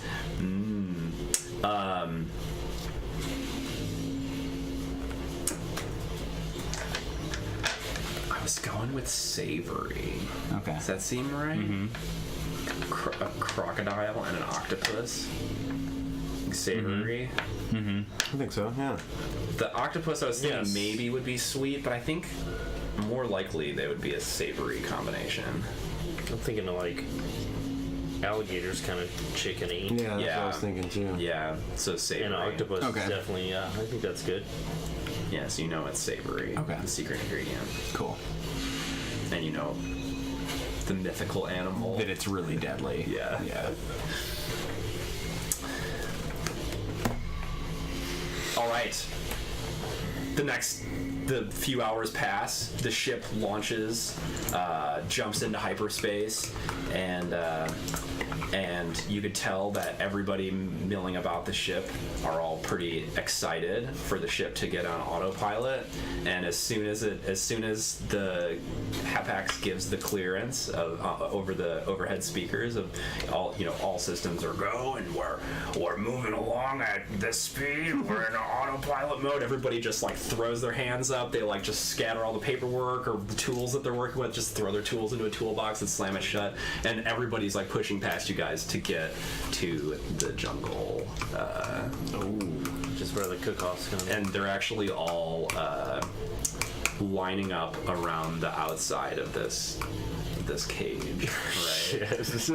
They're like wiping it with some towels, and they're like setting up like benches and like makeshift benches. People have moved the mess hall benches into this area, and they're like sitting up on top of it, and they're drinking and they're like carousing, and There's a guy that's on top of it who's like shouting out and collecting and gathering people's money and stuff for the bets. And he's like just standing on top of the glass dome. Yes, and then as you guys approach, someone walks up towards you guys. One of the crewmen of the ship. I need a good announcer. Help me brainstorm a good announcer that would be on this. Like a name? on this ship. More like a persona or like appearance or. So charismatic sailor, sort of. Yeah, maybe like it has to be like a first mate type, right? You know, like not. It's obviously not Hapax, but Barbosa sort of situation for Pirates of the Caribbean, or I guess he's that captain. He was. how about a Smee type character? A Smee. Yeah, like Quartermaster. Yeah, it's like a. He's got. Or it could be like a weird alien like character, like an octopus person or something that's like roaming around on like all these legs and like has. Yes, he's actually a centipede of some kind, right? He's like a Yeah. man-sized centipede. Yes. Yuck. And he's got a bow tie on, and he's like climbing over these guys, and they're all like, "Ah, you fool! Get out of here!" And he's like, "Well, look who's here! Our contestants have arrived!" You know, like he's all chipper and cheerful, and they're like throwing onions and stuff at him. They don't like him, but it goes over his head. Like he thinks everybody likes him. Yeah, totally. He's got his like antenna like slicked back and everything. Oh. Awesome. And he says, "Oh, well, Gregory Hoovesworth, do you have anything to say for yourself?" Of course I do. And this is the like trash talk opening thing, right? That we did previously. Should we take a fast break before we get going? 8:20, or should we? Let's do the trash talk, and then I'll introduce it. That sounds good. Perfect. Cool.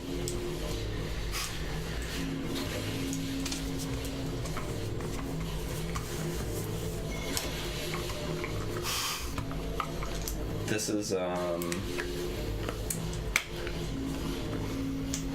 think this is a face-off. It works the same as what we were just doing.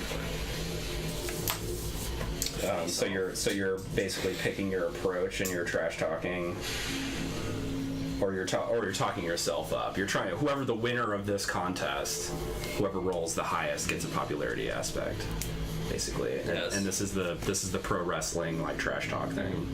Well, Hoovesworth has walked out, and today his hooves are actually painted gold, and his tuxedo is like bright pink. And the glitter and smell of him is just beautifully like it's all like rose smells and pervading the air as you get closer to it. It's a little choking, actually. It's jarring to be next to him because you're like, it's like too much perfume on this person. He's actually like getting eerily close to you because he's a bug. Yes. As you're talking, he's like,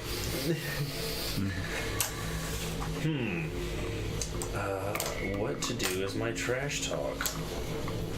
well, if anybody else is ready, Oh, it doesn't have to go in that I order. know. I think I've got like, one for me. Well, the pensive type here moves over and is like, the one called Truffle. And then so Tentacles. You know, we played with them in the car for like hours. Those are awesome. They might come back. When you guys are attacked by the croctopus. Not a mind player. Not a mind flayer, it's a croctopus. So yeah, the truffle, the mic is in his face. I think I'll let everyone here do the talking for me. And then just Yes. just like pandering to the crowd. All right, give me a. Oh, can what I- kind of roll you think would be? And if you succeed, you could get another free invoke on the popularity aspect that you already have. Okay. Or if you're invoking that in order to. I feel like I have to kind of use flashy on this. I don't have any good flashy stats, but I feel like that's the one that makes sense for the Yeah, the for the play, wrestling, you know? like Yeah. Yeah. Coliseum. Okay. Yeah. Cool. That sounds They've good. seen what I can do in the bar. They're excited to see what I can do in the biodome. Yeah. Yes. Yes. Ooh. So can I use my pop aspect for a Yeah, reroll? but keep in mind that the winner of this is just getting an invoke. So Oh, it's okay, kind of, because it it'll would be be a kind of a wash. trade-off. Yeah. Okay, well, in that case, I got a -2. The crowd was too drunk to actually know who you were last night, so It's actually like a weird silent, like a moment of silence, and then you hear like some murmuring of being like, oh, is that the barroom hero? Like, oh, I love that guy. But like when before it like erupts and it starts to spread, the like host is like, it's like everybody goes back quiet again. So it's kind of this weird like just awkward moment that didn't quite work out. Yes, crickets. Just frozen waiting. All right. maybe the like mic was like cutting in and out. No one's hearing anything. Yeah, they're just frozen. The worst. Well, I, for one, am not concerned at all about my opponents. You see, for I am always my own worst critic. Yes, you are the worst indeed. It does. All right, well, what does this roll? What's your approach? I don't know. Clever? Yeah, I think that seems Just reasonable. trying to take a dig at my opponents. Damn it! Man, you guys are rolling so bad. Well, I got a -1, so I'm still better. What did you have for a total? I haven't rolled yet. Oh, okay. They're confused by some of the words that you use. They're like, wait, is he a critic? I thought Hapax was the only critic. No, you fools! They're like, I don't know about this guy. He seems to think that he's a critic, but only Hapax is a real critic. You said the wrong thing. No, you did. I'd like to. Is this an opportunity to potentially create an advantage, or am I taking a am I supposed to be taking a jab at? It's more like it's everyone's doing the same thing. It's a contest, right? Okay. So whether you're like talking yourself up or you're dissing somebody else or like, yeah, the idea is that you're all just rolling off against one another, and the winner of it gets an aspect, a popularity aspect. So you can't really create it. Gotcha. Yeah. Okay, I see. kind of So I say something like,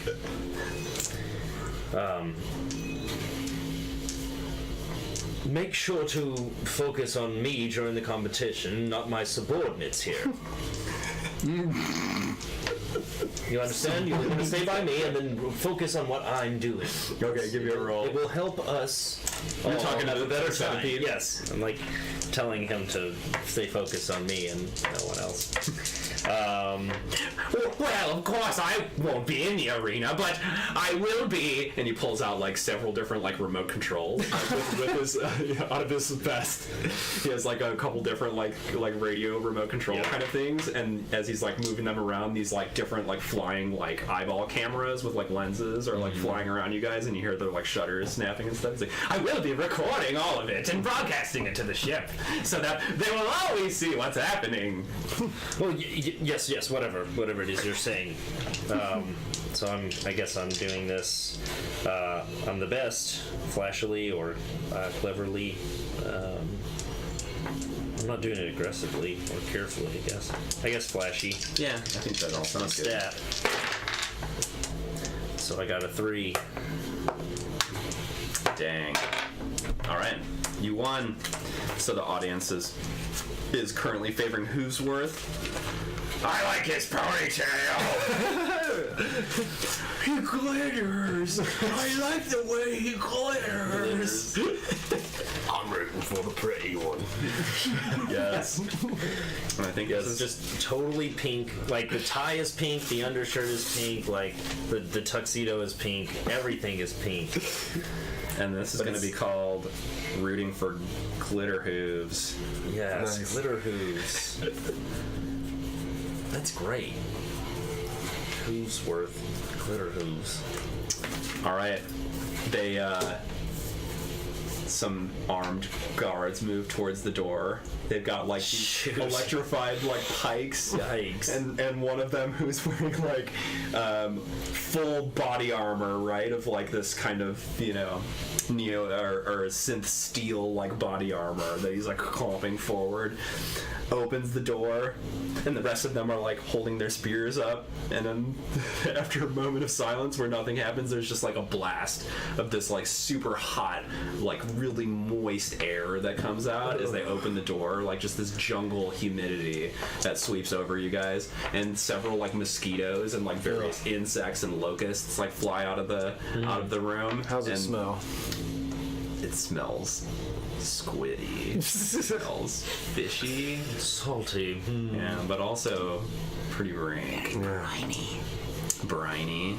And after a moment of them all standing there, kind of quivering, they glance at you guys and are like,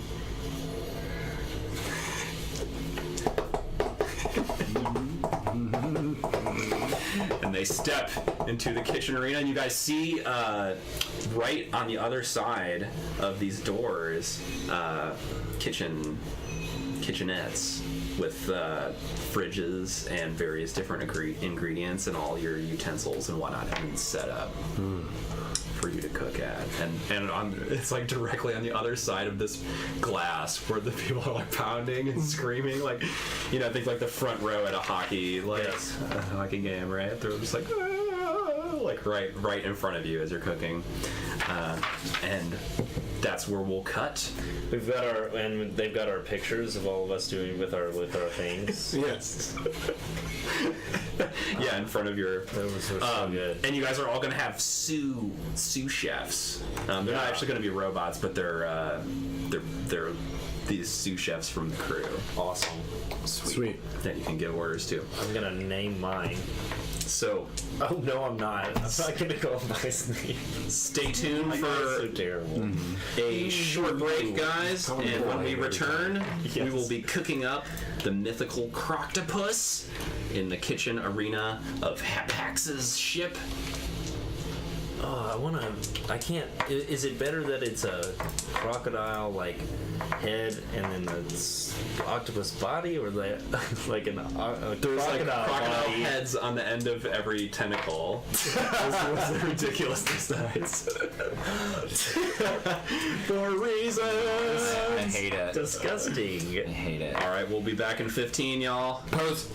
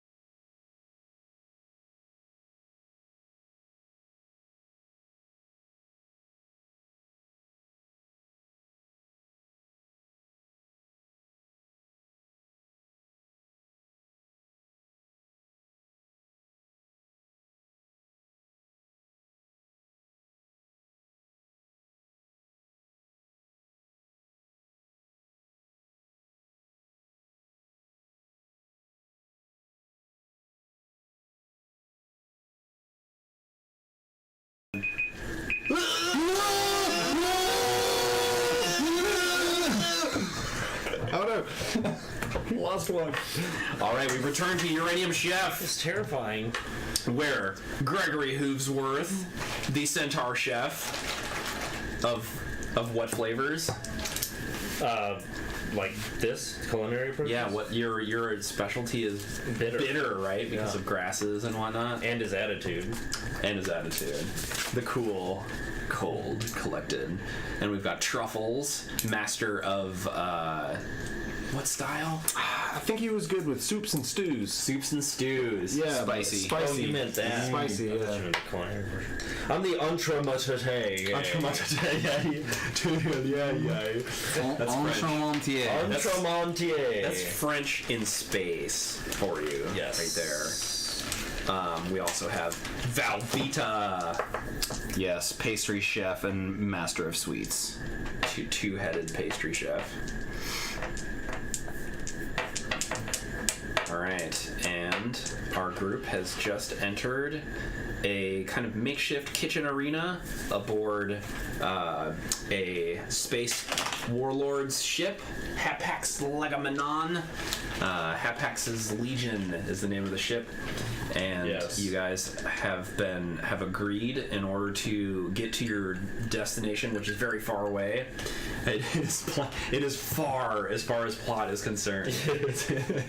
So far, that plot can hardly reach it. That dire needs. I mean, you have to be going very fast as far as plot is concerned, and so there were only a few options, and so the crew ended up going with this one with the warlord's ship, and he said that he would allow you all safe passage to your destination, with one stipulation: that you killed and cooked the legendary creature that he once slew in an honorary hunting expedition, and has since kept in his ship in a really expensive sealed container within the zoo-like. Yikes. Wait, he slew it? He and didn't then slay kept it. Or I'm captured it. captured it. Whatever. Yeah. And now he's ready to eat it. He's ready to eat it. But, well, I won't reveal that. Secrets. Oh. Secrets. So you step. So, okay, go ahead. No, you go. What you saying? As the competition has started, right? Essentially. Yeah. All right. Well, The worst this map is ever. I don't this even is, want to display it. That looks like a chocolate chip cookie. I don't really feel like we need to display that. No, we don't need a map. okay. So I mean, we could use it for us to know where things are, Yeah. but I don't feel like we necessarily have to have the camera on. Okay. I'm embarrassed by it. I'm so embarrassed. But I mean, I totally get it. Yeah. I mean, I could tell you what most of those things that you've drawn are. Yeah, these boxes are up against the window, and they're the ingredients and stuff. yeah. I was Yeah, kidding. the I had cooking no stations. idea what was going on. And there's a pool in the middle, and These are there's the a goals. dense jungle. The goals. Dense jungle elsewise. All right, and you guys emerge, and the door slams shut behind you guys, and you hear like the bolting of many, like, along the entire door. There's like, synth steel like bolts that lock into place. Yes. Truffles, I feel like it's his thing to just, because I remember I did it last week, to aggressively go in and get the ingredient, right? So I think he's just like psyching himself up, snorting, grunting. He's got his cleavers, dual wielding his cleavers, his butcher's cleavers. Yes. And I think I'm actually going to use my truffle shuffle to so if I succeed at aggressively creating an advantage, I guess. Well, I guess that would be two different moves, right? So I can't do both of those. So I'm just gonna go straight for the ingredients. Okay. Just charging in. So you can move a zone, so you can basically get to the edge of the pool. Okay. Without using an action, and then if you want to do like create an advantage to get yourself psyched, or if you want to overcome an obstacle by like luring it out. Or Okay, something. so in that case, then I do want to use my truffle shuffle to blow by Gregory on and run like heading straight into. But I guess I'll only make it to the pool, but I'm going Yeah, you're like pushing him over. Yeah, basically. I'm going for it, and you're Excellent. in my way, Gregory. Good luck. I have 4 legs. All right, so I think you would roll. Yeah. So if I succeed at aggressively creating an advantage related to knocking someone or something down, gain a free invoke. Okay. Once per scene, though, so it's the only time I can use it today. So I'm going for it. Am I rolling a defense? Yeah, I think so. Nice. That was nice. Glad you saw that. I have a 4. So can I use quick to get out of the way? Yeah. That is a 3. All right. So, it was creating an advantage to knock him over, right? Yeah. I'm sorry. This is a 4. Quick is 2 plus 2. I don't know why I So said it's a 3. tie. Yes. So it would be succeeding with a Consequence? cost. Yeah. Unless you want to invoke something. You now smell of fresh roses as well, which is harmful to your ego. Just kidding, that was ridiculous. But you do smell slightly better as a I don't know minor if, consequence. if knocked down is. Oh, it is a thing. Oh, are you kidding me? Between clicks, it happens. That's so So come on. Is it your battery? No, No, it it's wouldn't definitely matter. a technical issue. Sorry, I'm looking up a thing. Okay. Hold my hand. Oh, yuck. Nice to meet you, sir. Knocked down. Josh, do you remember knockdown in Fate? If that's like would that be like creating an advantage? I don't remember that at all. You wanna read the little piece I found it from, or Yeah. stole it off of? Where it was in the. It's on the back of this. Okay. It was based on Wrecking Ball. Okay. The one that they created there as an example. Yeah, create an advantage relating to knocking someone or something down. Yeah. Okay, I'm gonna say because you get knocked down, you're off on the wrong hoof. Perfect. So this is like a negative aspect that, and you beat him by 1, was it? Or you Yeah, tied? tied. You tied. Okay, so you'll take a condition. You'll take one of your fleeting ones. Okay. In response, you like shove him down and you fall, but you like lash out and kick him back as he's passing. But then you're off. Oh, you ruffian!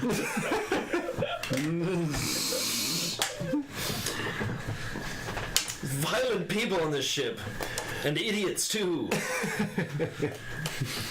So you guys can invoke that against him if he's like making some kind of roll. You can be like, yeah, but you're off on the wrong foot, and then you could give him a -2. Okay.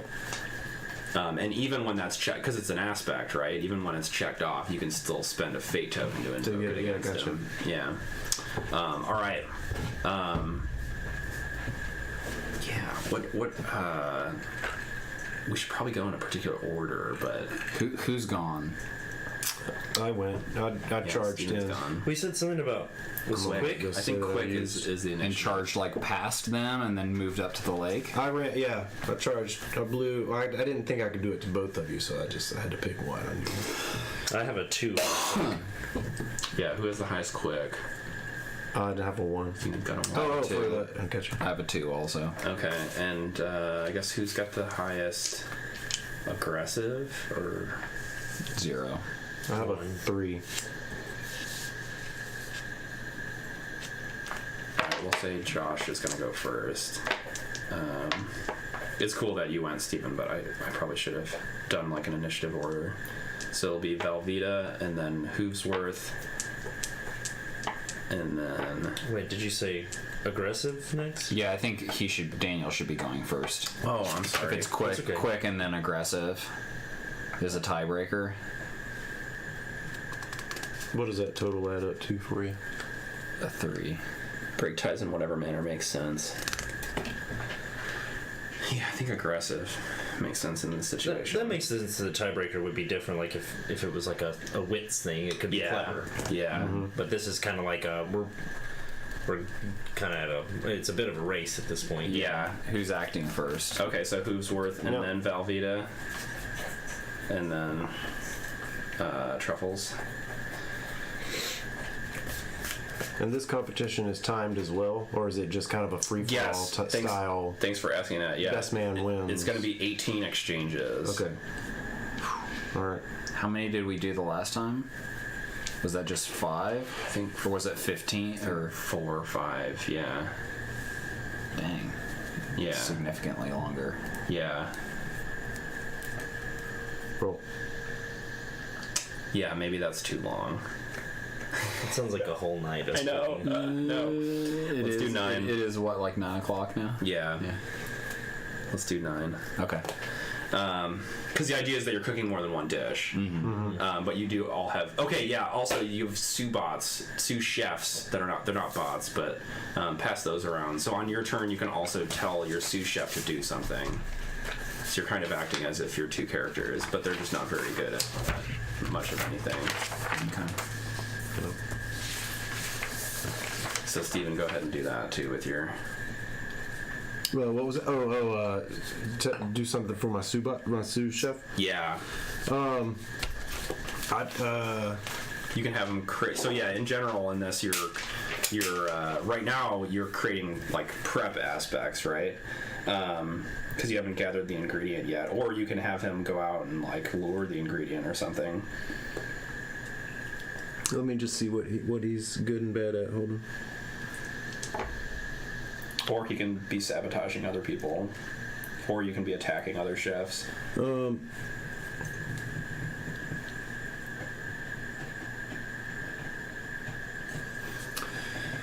gonna tell the. Okay, I got it. It's another crewmate, right? Okay. Yeah. I'm gonna go. Boy, go gather some ingredients, and I'm just sending him over to the bins. Just go figure out what's over there. Okay. Start doing some chopping of vegetables and whatnot. Yeah, I'm saying that as I'm full steam running to the into this forest environment, I guess. Go ahead and roll Sure. for him, and he gets a +2 on that. Yeah, skilled at gathering and Prepping, securing cool. ingredients, yeah, or prepping and securing, yeah. 1. Okay. 1. I think 1 succeeds. Check real quick. I stole that on you were using. Yep. Okay. So is that's phase 1 for me? Yeah. Okay. I need to. I don't. I'll keep track of the I need changes. need an ingredient sheet. Yes, I have a bunch of them. Dish template. Yeah. Dish template.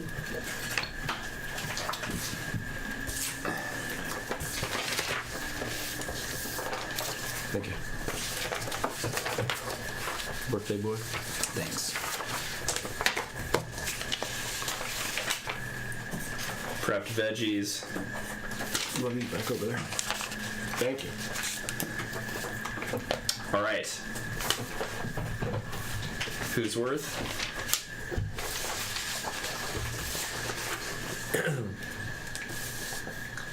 Okay, so I want to run up This is where to the. croctopus goes. I guess you don't know what this And what do I see? is yet. Only I do. You see this pool, Oh. and you see several like eyes of crocodiles sticking out. Besides that, it's just this still murky pool that has just this green. And I've at this point picked up my sous chef and I'm dangling it in front of the pool and I'm like, come get it! Come eat this thing! I'm trying to goad it out. He's another one of these like centipede creatures. Yes. But he's he's missing an eye, Here it is! several limbs. What are you doing? All right, give me I a hope he loses his sous chef so bad. yeah. This is an overcoming an obstacle, I guess. Flashy or I'm trying to goad it out to, like, I guess, come out of the water a little bit. yeah, clever. Bait it. Clever sounds good. I've got a nice, delicious worm here for you to eat. All right, I got a 0. So I will enact rooting for glitter hooves because everyone loves that I'm doing this to this poor guy, dangling him in front of us. The crowd is roaring and banging on this glass. Yeah, so they love it. They love that I'm dangling this caterpillar man in front of the wild animal. You see all these crocodile heads start to like lift up at once, and then they reach a point where they're like out of the water, and you can see their like their necks are these long like octopod tentacles, and then they just lunge forward, and they're all like snapping jaws at this at your sous chef, and make me a Awesome. a defense roll, and he gets a +2 in addition to whatever he's. Oh God. No. He got a 0.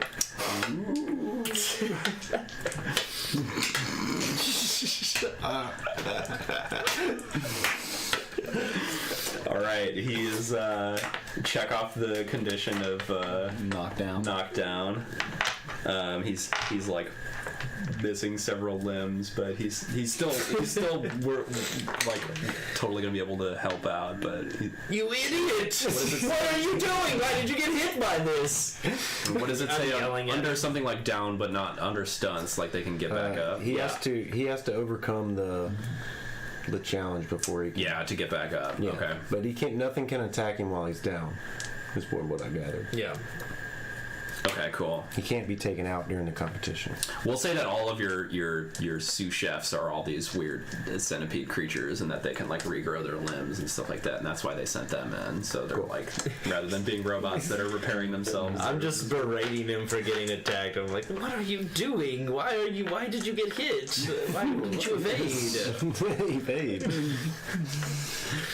So can he make his overcome to try to get back up at this point? Yeah, because he didn't do anything. So what is that? What does that look like? I assume it's some kind of roll to just get up, or getting back on its feet, it's Oh, skill there it that's is. a +2. Yeah. jeez. So 1. Okay. Man, it doesn't say how hard it is to do. I think that succeeds. Must overcome the condition, removing it before. It sounds like it's just like if you succeed, you've removed the condition, Yeah. and there's nothing necessarily else that. Okay. Yeah. I think a 1 succeeds. Yeah, that's the question: is what counts as a success? Yeah, What, I what, see. what numeric? But I think the difficulty of clearing a condition is equal to the number of the condition. So. Also, and the it uses difficulty up of its turn. standing doesn't seem like it should be that Right. hard. Yeah, because they're normally robots. Standing They're up just from getting being knocked back down. up. But yeah, he's basically like regrowing his limbs. They're like hyper regenerating centipede creatures. Yeah. All right, so that was Hoovesworth, Valvita. You idiot. Val is watching the one chef being like chewed up by the croctopus, and Vita is watching the other chef over there like quickly prepping up ingredients and looks at the sous chef in front of them and says, Well, the way I see it, you have one of two options. very clearly suggesting to go chop up some ingredients. Yeah. To be helpful there instead of being eaten by the croctopus. Cool. All right. Yeah. Give me a roll, and he's got a +2 on that. I got a 2. Cool. Yeah, he succeeds. Chopped veggies. Like a free invoke. Is there like a? I've got that on like a swamp thing at the moment. Is there one where it's like strikes, like a battle version of it, or no? Ooh. Them crocs ain't happy. They should be. I just fed them half my sushi. That's right, they want the other half. All right. The croctopus. So similar to this thing, it actually has a body of like a massive crocodile. And then its head, where its head would be, where the crocodile head would be, is actually all these tentacles, and then smaller crocodile heads are on the ends of the tentacles. What the hell? And then I changed it because of the miniature. I changed it. It's fine. It's equally as It's the same. That's what he saw before, but he just saw the front of it. Yeah. Gotcha. All right, so it is. It's attacking. Oh, I didn't get to go yet. Oh, I'm sorry. Go ahead. Yeah, you did your sous chef, but you haven't gone. Go ahead. This thing's crawling out of the water, and and like, you're standing right there, right, Hoopsworth? Judging my sous chef. Yeah. Okay, so Idiot. Do you have a D6? I guess I could do that. Right? Oh, Figure it out. you want a real D6? Well, I was just gonna try and use some of the dish appendix here, but I know the I got top real now. D6s.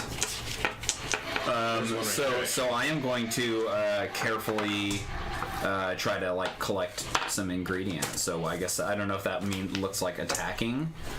Of the secret ingredient? Yeah. Yeah, you have to kill it first. Okay, so collecting the secret ingredient is a different thing from fighting to kill the secret ingredient? Yeah. Okay. When do you collect it? After it's After dead? it's dead, yeah. Okay. Well, that's not what I thought it was, but that's okay. All right, Well, so unless that terminology is.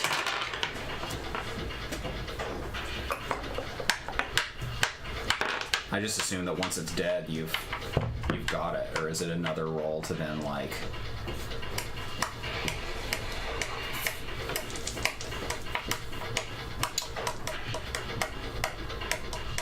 Yeah, you have to fight it first and then collect it. Okay.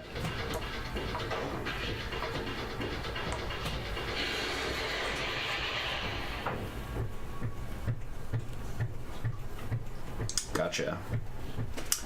Well, I don't know if I can change this instead of to +2 to carefully collecting secret ingredients to fighting. Okay. Secret ingredients is what I was going for with it. Okay. 4 arms are better than 2. Okay, cool. Carefully. So like trying to grab on like behind its neck or wherever so that I'm not getting bit. Cool.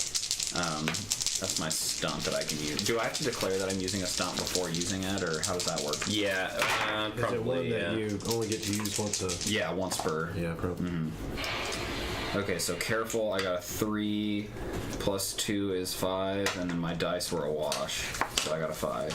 That succeeds. Not with style, but it succeeds. Darn. Okay, I'll take it. Yeah. If you invoked. I am gonna invoke. I'm gonna invoke the Kings of the Bed because I got a good like nap in there. Yes. Because I got the bed. Yeah, you're well rested. Excellent. All right, so I had a 2. You had a what? Or wait, no. I had a 5. What did I do? I had a 3. So yeah. Then you would have succeeded, and then a 7 minus a 3 is a 4. Okay. you deliver a crushing wound. One of its necks is broken and it falls limp, and you're trying to like pull it off to start collecting it, but the neck is still attached. It's just that head is just dead, right? And the rest of them are like the rest of them are lunging at you.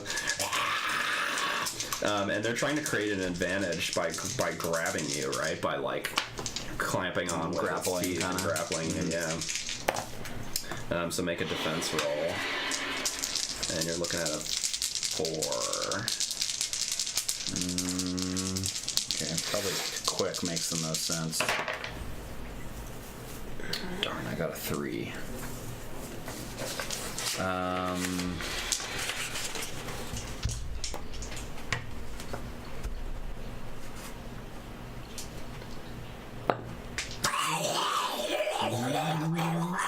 Okay.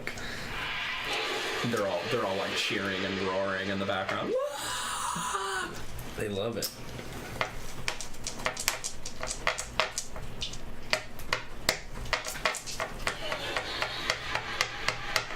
I'll spend a fate point to invoke my secret aspect, because I can't let this thing get a hold of me. Okay. Not if my person is watching. Yeah. What would they think? Mm-hmm. What would they think? All right, so then you succeed. So yeah, you take no harm from it. Take no conditions. And then it's back at the top of the order. That was our first exchange with Hoovesworth. Yes. So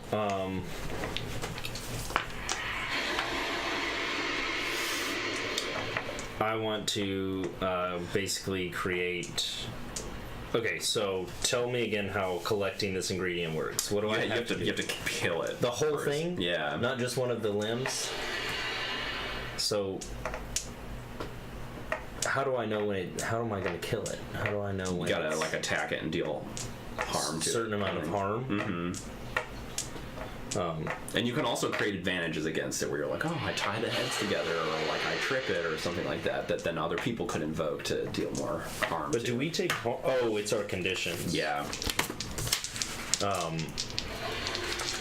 So it already has a lasting condition. It's chopped, right, on your like lasting conditions. You dealt that to it. So Cool.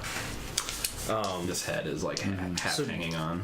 Did my dangling that guy do anything mechanically last round? Was that just to goad it out of the water, I guess? Yeah, I guess wondering I if that probably should have given you like a boost or something Maybe for like that. a distraction or something like that, or like a.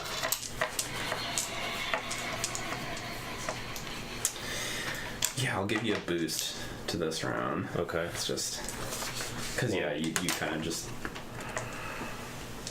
Or how about a fate point? Oh, I'll take that. Yeah, you were compelled by kind of a shitty nature to do that. Okay, so, yeah, so I guess me and the guy dangling are both gonna. He's back up. He's like, Oh yeah, that's right. he's He got these knocked like down. weird newborn limbs. And I kick him with my leg to attack it, attack. And so we're both gonna take a swipe at this thing. So he can provide teamwork and give you a +1 to a roll. This is something that says at the top in the top bar of that sheet. If you want to like just have him help you. Oh, nice. Okay, yeah, I'll do that. Like whatever you're doing, he's helping. Then he gives you a +1 on your roll, and your rolls are going to be better than his, so it might be worth it. Yes. Especially if you're like making a dish aspect or something like that. He's helping me by like looking delicious for this crocodile. Yes. You mean the croctopus? Croctopus, right. Okay, so that's a total of +1 he gives me? Mm-hmm. +2. This is an aggressive move, I assume. Yeah. That ties. I guess I... If you Slicing invoke, it would succeed and do him 2. Otherwise, it'll deal him 1, and there will be a consequence.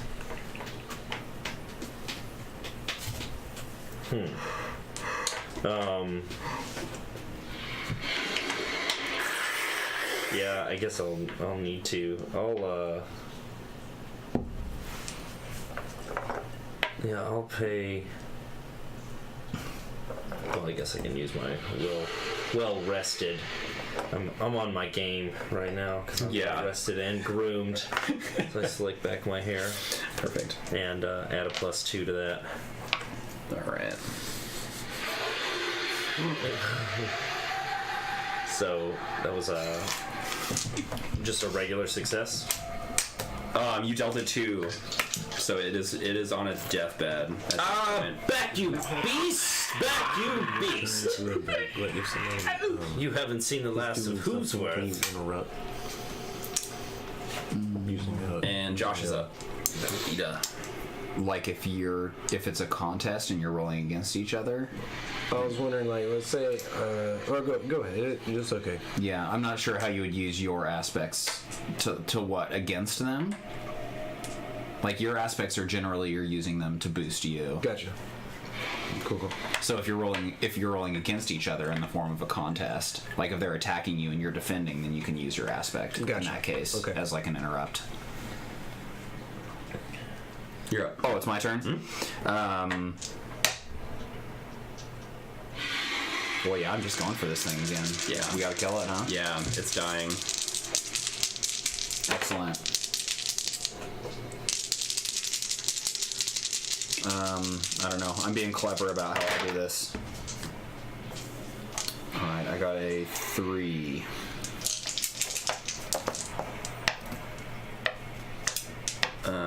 Three succeeds. Yay! A head falls free, or you're chopping off the one that was already half off, and it comes free, and it's writhing and struggling, and one of its legs steps funky in the mud and just slips, and it just crashes to the ground, and it just kind of is kicking its stubbly like alligator legs for a moment, and just going like, and the tentacles are writhing, and the mouths are, and then finally it just is like. Just gives it the will to live. and as it lays there, you guys see just all these like kind of cuts and slashes all over it from people like previously attempting to kill it. Right. Yeah. And there's also bone. The shore is littered with the bones of chefs who have come before that this dude is sent in to kill this thing. I like that Truffles charged in there and didn't do it. He just stood there.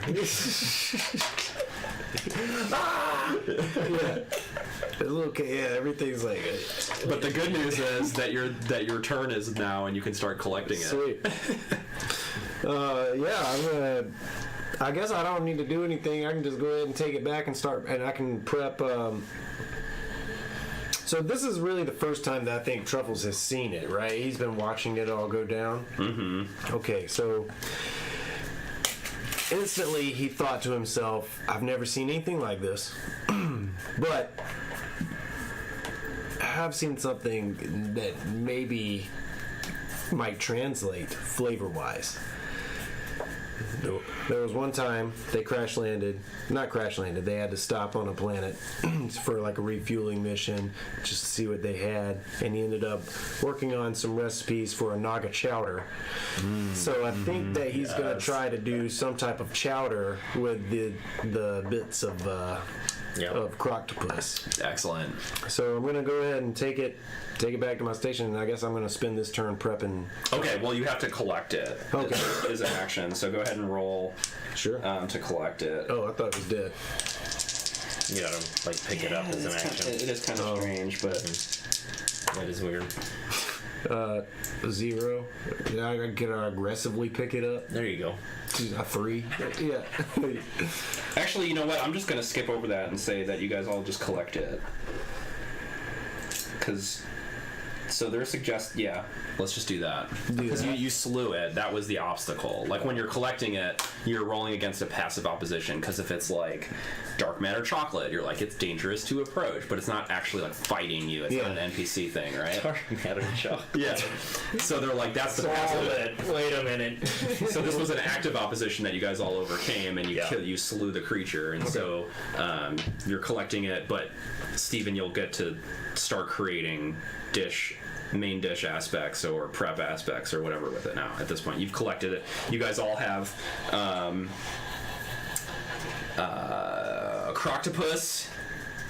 croctopus meat as your secret ingredient, and it is a savory.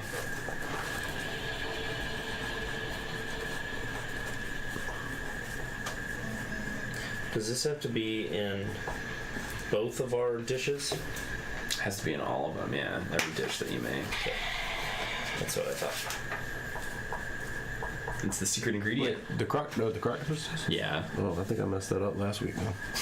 Well, you guys only cook No, one dish. not each thing. Side. Just like we've got 2 dishes to make tonight, Oh, okay. so it's cool. got to be in both of them.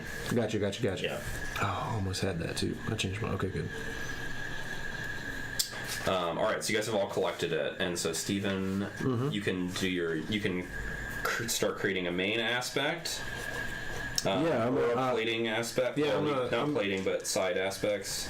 I think you have to start with the main aspect. So let's say I'm making a chowder, right? Do I need to make the bisque separate from the preparing the croctopus, or can I? It's all just being done together. I think Because what I want to do is I want to use the croctopus meat as a I want to fry it like a calamari and sprinkle it on my chowder as like a topping. yeah. Okay, I think that totally. But I didn't works. know if I needed to like do the calamari separate from. Yeah, that do you would need be- the main aspect to have the secret ingredient? Yeah, I don't yeah, think yeah. so. I think Okay. as long as it. Sure, I'll just do all. That. I'll use my turn making a croctopus chowder. Okay. Is that cool? Yeah. So then pick your guess it'd be value, like how difficult you're trying to hit, and remember that this is the ceiling for the rest of the dish, right? And like yeah, if you do a 3. and also, I was gonna say, also, I feel like I should probably. I'm gonna go with a 3, yeah, he doesn't like 4 or 5. 4 or 5, Right. But he does like things past that. So if you wanted to be really bold, you can go for a 6, but you can also just make a bunch of dishes that are lesser, That's because we're only making 2 dishes, right? I'm gonna take my chances and just go. It's kind of up to you guys how many dishes you make, but I'm gonna go. Okay, just however many you can manage to do in your turn. All right, I'm gonna still choose a 3 for my chowder. Plus, it kind of works with this dish difficulty thing anyway.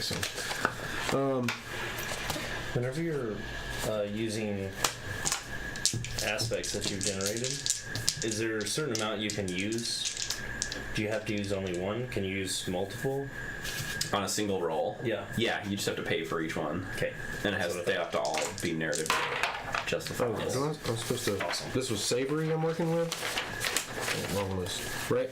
I don't think you don't have to have your main dish be the, because you don't have to have the main dish aspect be savory, right? Because you're gonna use the croctopus for a side aspect, and that's the savory part. So it could be something else.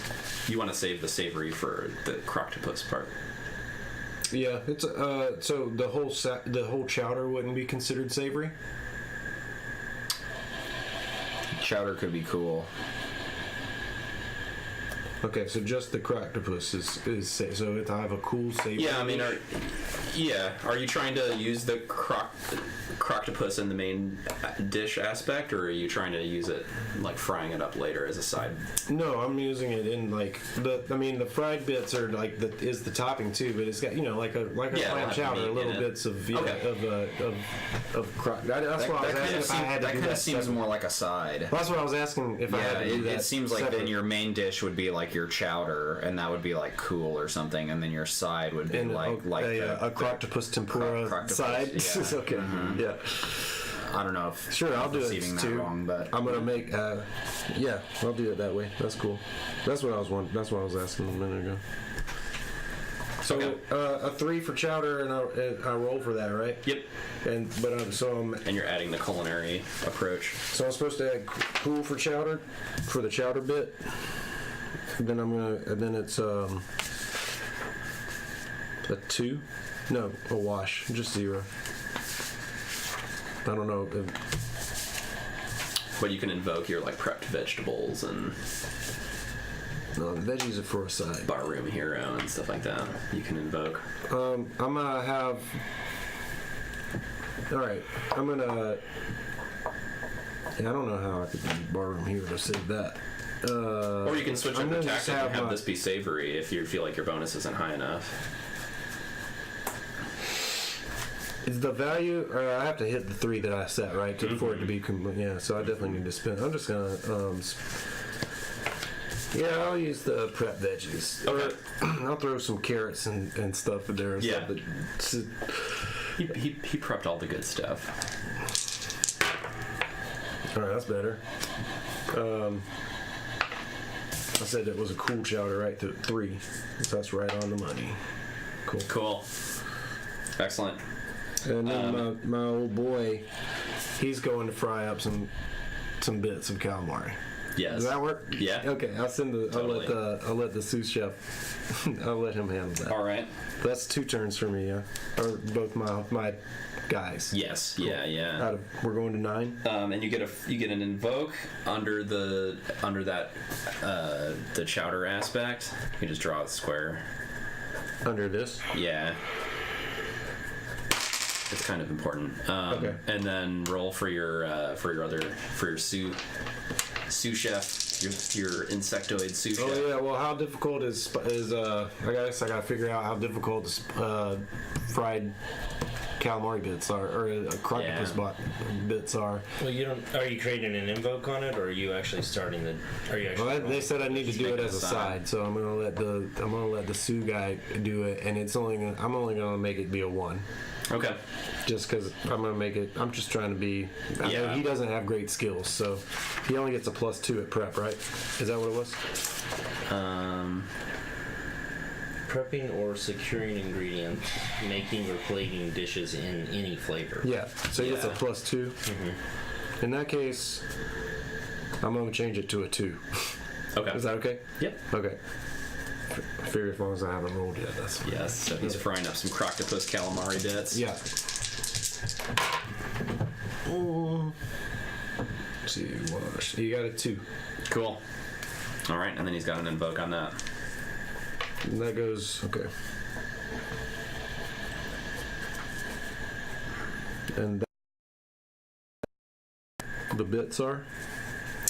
Yeah. Okay.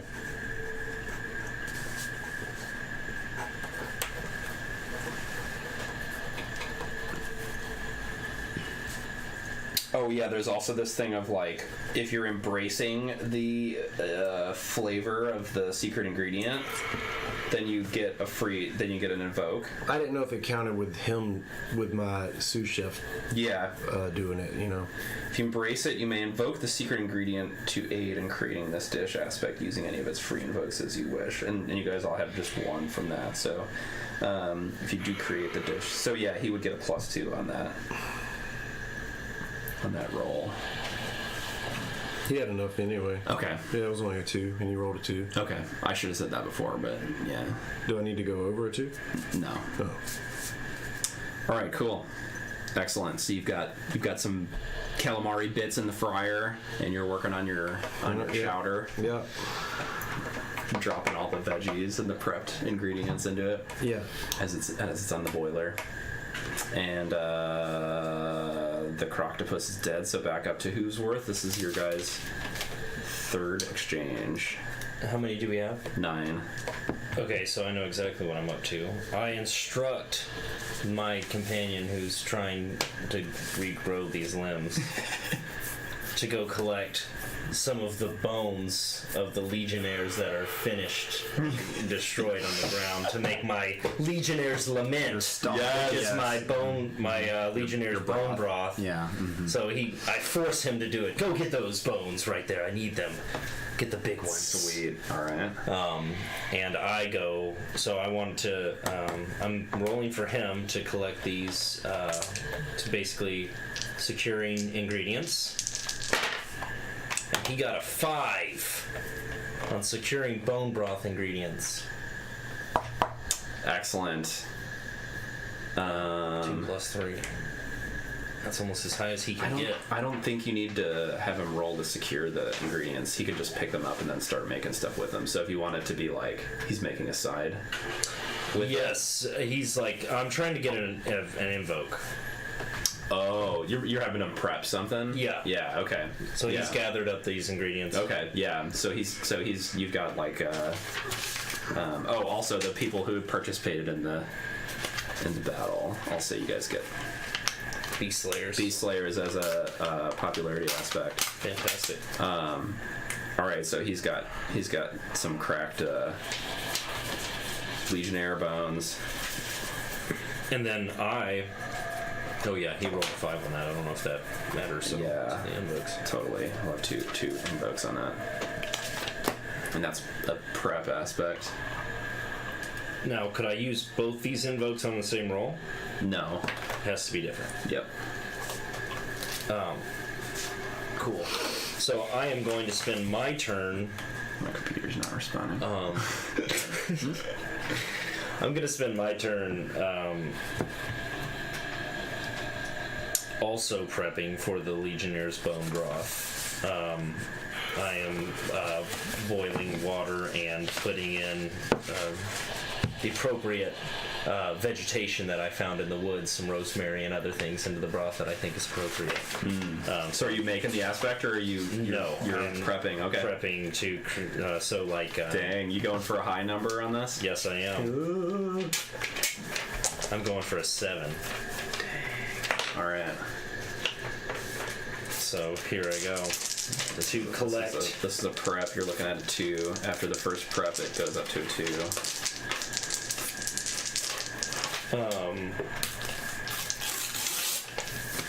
So I'm going to do. I'm going to be carefully looking for these veggies in the ground. Is that how this works? Am I using one of these, or what am I doing? I'm sorry. To prep. Or am I using a culinary? I don't know. I think. Let's see. Yeah, culinary. Okay, so. Or wait, no, that's just for the plate things. Let's see, plating. Prep aspects. Doesn't say. I think it would be your reality approaches, yeah. So I'm trying to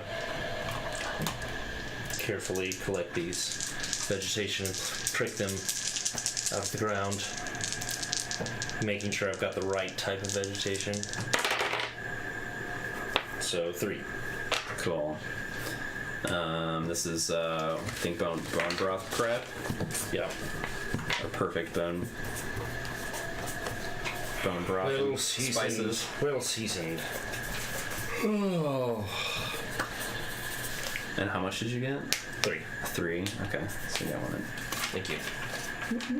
Perfect broth spices.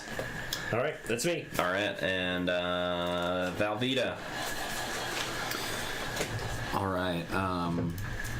I guess I probably need to roll to gather some of this secret ingredient, huh? Yeah. Actually, I'm gonna have my. Or no, you don't have to roll to get the secret ingredient. You've just Okay, got now it, that it's yeah. been killed, we Yeah. can just pick it up. Yeah, I think. Oh. Okay. Go ahead. I'm gonna start on my main dish then, and I think I'm gonna have my my sous chef help me with it to get the +1 teamwork bonus. I am going to embrace the secret ingredient of croctopus in starting this main dish, which is it's a rough puff pastry, a stuffed pastry. So it's gonna be stuffed with a croctopus Yes. something, and I'm going for a value of 6 on it. Dang. So I got a free invoke and I got a +1 from, so I'm like at a +3 right now, right?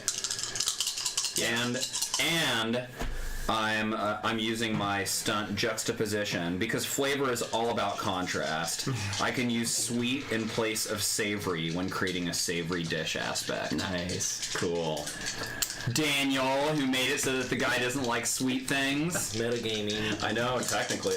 We should, in the future, do that in secret. If you I thought if you about plan that. I was like, flavors, yeah. But also, like, whenever the judges like release their flavor profiles or something, if you like spy on them, yeah, we can give them to like whoever Yeah, found it in secret. Yeah, totally. That makes sense. Okay, so I'm using my sweet score, so 3 + 2 is 5, 6. I guess I actually had an 8 with the invoke. I guess I didn't need to use the invoke. The invoke from the from the ingredient. Yeah, cool. You can use sweet when you're making savory.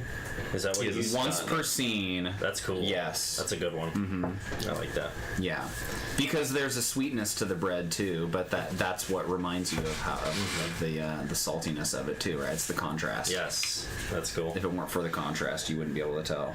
Sweet. So you succeeded, and you got an invoke on that, on the main dish aspect. Okay. It's only important if you don't have an invoke on it. Like, if you don't have an invoke on it, then you don't get points for it. Yeah. Like, if you roll, like, a tie, then you're like, yeah, you succeeded at making that thing, but then it's not worth any points. Yeah. So, or if someone sabotages it and takes the invoke away from it, then it's like that plating, that side dish aspect is not worth anything. All right, so back to truffles. What was the vegetation in this biodome? Jungly, yeah. So I think there's mushrooms and funguses and Highly foresty. Okay. Vines. I'm gonna take some of the. You said some mushrooms. Mm-hmm. Okay, I'm gonna take some of the mushrooms, Delicious. and I am making a.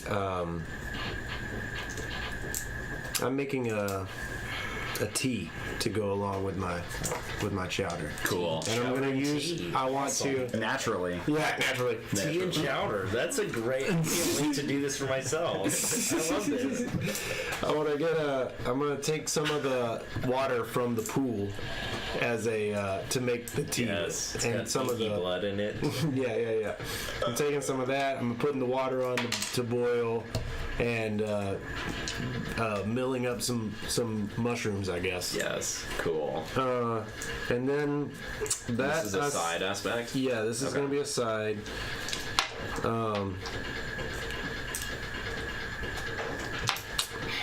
It's a bitter dish because of the vegetation, and it's a tea. Yeah, So totally. Tannins. are real. I'm opting to make it a value of 3, Okay. and I'm gonna go for it.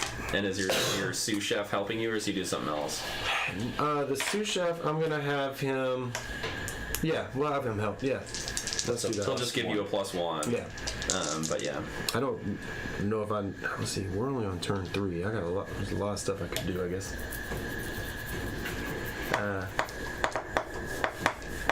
Yeah, You I'll could have him. also plate the thing and be like, have it be done, or if you want to keep making stuff on it. Yeah, I was trying that's to really count. cool. I was looking ahead. I made a little list, a little tally here for plating, so I could be like, how many turns do I have left, and when do I need to start plating? There is a thing that everyone should keep in mind that you can, if you need to plate in a hurry, You can attempt to rapidly create several value 0 plating aspects, each with a free invoke in a single exchange.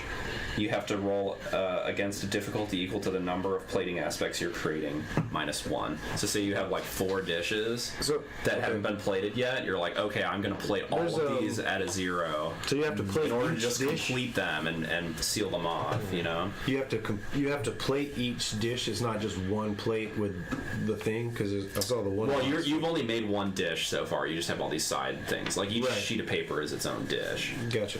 Cool. So yeah, whatever the mushroom tea. I guess is Mushroom tea? Mushroom tea. Yeah. Brewing up some mushroom tea at a 3. Yeah. It's a really good tea, guys. He's gonna love it. And my sous chef is helping me. So let's go. 1, 3, 4. Have a Success. Yep. Success. Let's get your mushroom tea and put a little invoke. box. Yep. Yeah, that's 3. Excellent. And this is the start of the 4th exchange. You hear a great crash, and you guys all lurch as the whole ship has hit some kind of impact. No. Everyone outside is stumbling and clinging onto the glass and sliding across the ground. Oh, God. Several like logs upturn and insect swarms flying out of them and whatnot. God. Something's happening, and there's a klaxon sounding outside. Great. People are like scrambling and running around. Guess who didn't lose his balance? Yes. Yeah. Everybody make a roll, a defense roll against the. Quick. No. That's a lot of negatives. And I'm gonna invoke off on the wrong hoof against Daniel. Ooh. So it's a -2. Give you -2 to this roll because you're already a little bit off balance. So we got a 1. As I'm cursing my sous chef. Whoa. What is the matter with this ship?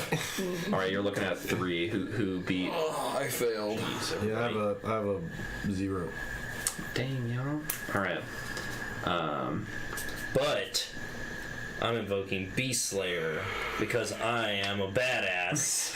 Yeah. To make it to a 3. To be like, I shall not. I'm like down on one leg, but I'm like not down as I'm like looking around. Does that work, or does that narratively suck? Yeah. No, you're just getting a morale boost from it. Yes, there it is. I can't be taken down with this mediocre. You've got your adrenaline pumping because Yes. you've been in the zone There it cooking up is. this Would, meal. would that Thank help you. you, Josh, or wouldn't Thank get you you for the? that. It still wouldn't get me there. All right. I'm at a -1 right now, so. This is. Yeah, y'all can still. That's so crazy that. Actually, let's do this as damage instead, like as conditions. So, however many shifts you fail by, you have to take in conditions, and I had a 3. Oof. So I take 3 more conditions. You're saying? You had a 0 total. I rolled a 0. Yeah. I mean, I want to you take a 2 and a 1. invoke this just to Okay. not be Both so ones low. mitigate it. Yeah. So I'm gonna 2 take. twos. So I'm at Yeah. 5 altogether is what I need, right? You could. I'm gonna go with beaten. Yeah. You just need to check off like 3 total it should points. be 2, 2, So you and could, a 1, right? you could check off both the 2s, but you could also invoke one of your, like if you got something you can invoke to mitigate, so that you only have to check off one of those boxes. Barroom hero, can I work that in? Yeah, I think so. Seems reasonable. You just spent the whole night like arm wrestling, so you Yeah, I feel grab like- hold of this tree and like grip it. Yeah. Yeah, let's go with that. let's go with I've grabbed the vines from these swooping down from these to help, like, try and keep my balance here. Yes. All right, cool. So then you would check off one of your barroom hero boxes, but then you also still have to take a 2. But okay, so that just takes away one of the. Yeah, or you can use it to re-roll if you feel like that would be a better possibility. Then I'll take the condition. all right. So that's. Okay, got it. 3 on. Okay, cool. And back to Hoovesworth. Yeah, so as this big lurch in the ship happens, my broth begins to slide off the stove, and I throw my sous chef into it and knocks the soup back onto the eye appropriately. And I'm like, ooh, very good, it's safe. As I begin to create the broth, and I'm looking for a 7. He's like, save! That siren means we're under attack! No, shut up. Don't talk to me right now. I'm doing something. As I create my Legionnaire bone broth. Yes. At the 7? At the 7. So this is a savory dish. Ooh. Let's see. You could invoke to reroll.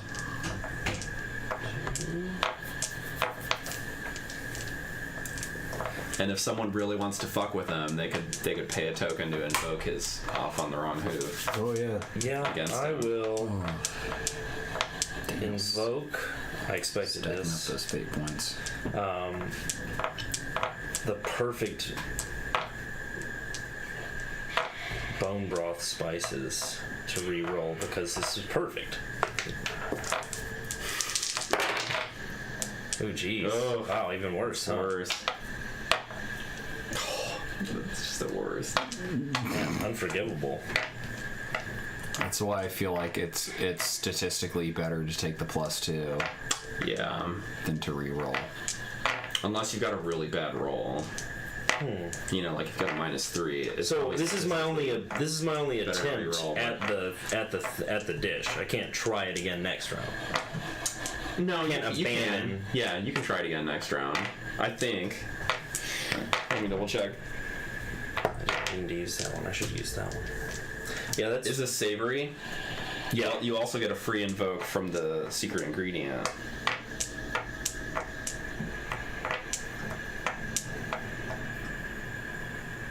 Oh shit.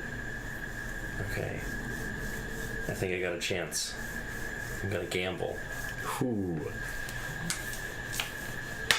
Secret ingredient reroll. Okay. Oh. So that's 2, 2, 2, and then my sous chef's gonna help me for 7. Yes. I'm gonna invoke your off balance. But you could invoke one of your own personal aspects, but you just gotta pay for it. That's right.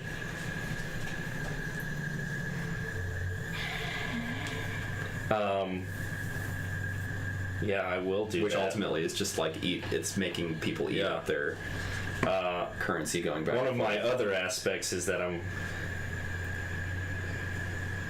Oh, wait, is this a sabotage? No. No, it's not. Yeah, that's right. It's not like a sabotage action. I'm overly critical. I'm a thing of the past. Used one before. Yes, that's right. So I'm overly critical of my stuff, so I'm very scrupulous whenever I create things. All right, cool. Then you do succeed, Ugh, right? Joshua trying to hurt me. 7. This is the Legionnaire's bone broth Yes. at a 7. Excellent. All right, Velveeta, you got this. That was tough got to this do. broth going. That's a hard dish. So Velveeta just got rocked by this asteroid or whatever our ship ran into and fell into a bunch of bushes next to the prep stand and right in these bushes right in front of one of his faces is a giant dangling pepper and has the idea immediately, I'm gonna use some of this pepper in my next dish. So he's making a dipping sauce, a spicy pepper dipping sauce of some sort. I'm gonna aim for a 3 value. I'm using spicy, which I don't have a good bonus on. And I am gonna use a free invoke of the judge is thoroughly impressed and wants to see more of my stuff, so I cannot let him down. Yes. I mean, I don't know. I guess I need to do that yet, but I'll roll first and see if I need to do the invoke. Okay, so yes, I do need to, and with the invoke, I succeed. Cool. Up with the 3. And I'll come up for a better name with this side, but... Yeah. What's your sous chef doing? I think my sous chef is plating this so that I can start on the next dish. Cool. And I think they're at a +2 for plating stuff. Okay. They are. Do I choose like a approach or anything like that, or it's just He's at a +2, just yeah. plating? Okay, I got a 4. From Cool. plating. Oh, did I need to specify what? No. Okay. Difficulty for plating? Oh, yeah, difficulty for plating. Yeah. Well, I would have specified a 3 because this guy doesn't like 4, Yeah, right? yeah. So, okay. Cool. Okay, cool. I'll jot this stuff down. Excellent. All right, Truffles. All right. Truffles is also going to start doing some plating. Okay. Do I need to plate the crumble separate from the chowder? No, you're plating like the whole dish. Like that Okay. whole sheet is one dish, so you're plating it all. Okay. Like it's all on the same plate. You're like, here's the dipping sauce that goes, or here's the tea that goes with the chowder. Like it's all like presented as one All right. unit. Yeah, so I'm going to... this is not a roll. I'm setting my dice down. Difficulty plating the chowder.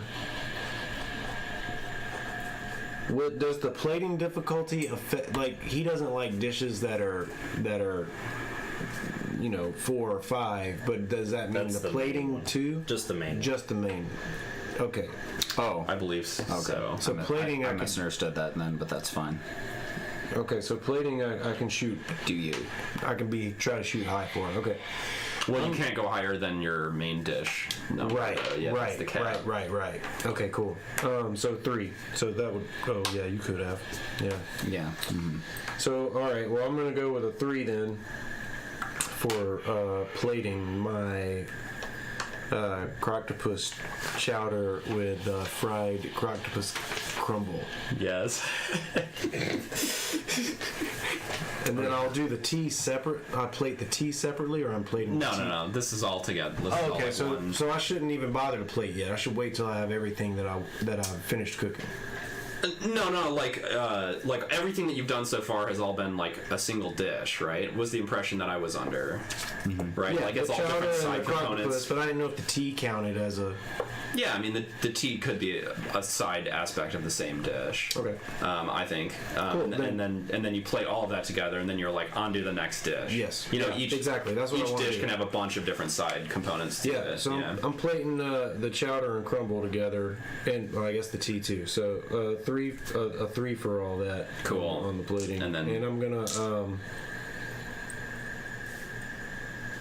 I'm trying to think if I. No, I don't need my chef to help. I'm gonna have him go work on some other stuff. Because I think I can. But I don't get the. There's no like. You don't use any of your yeah, you use an approaches? approach, yeah, and it has to be a different. Yeah. So the examples they had done yeah. before were like served atop a savory pyramid of purple parsley, or have a sweet dusting of Gorgo sugar around. Okay, the rim. okay, I know what I'm gonna do. I'm gonna So it invoke. does need to have a flavor. It does have a flavor, yeah.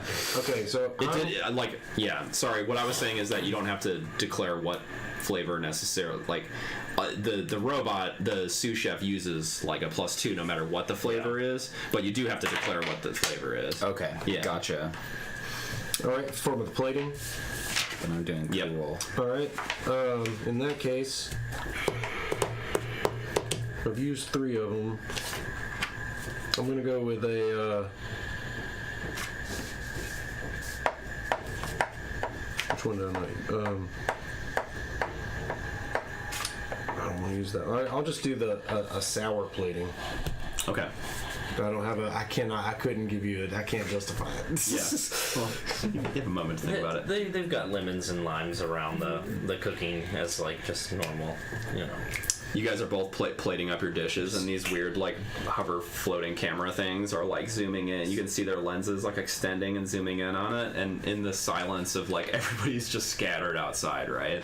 And in the silence of the corridor, you can hear the announcer, like, talking about your dishes, like, on the screens out there, like, all the TV screens are, like, it's audible. Like, he's just like, oh, and he's plating it with a sour approach. That's interesting. Like, look at the crumbles. You can see them glistening in the light. You know, like, just describing it. There's like nobody out there. I would like to just to like. So this time, I'm gonna. So I had to roll a 3, right? All right. I only have a 2 at the moment, but I'm gonna invoke magic truffle touch to.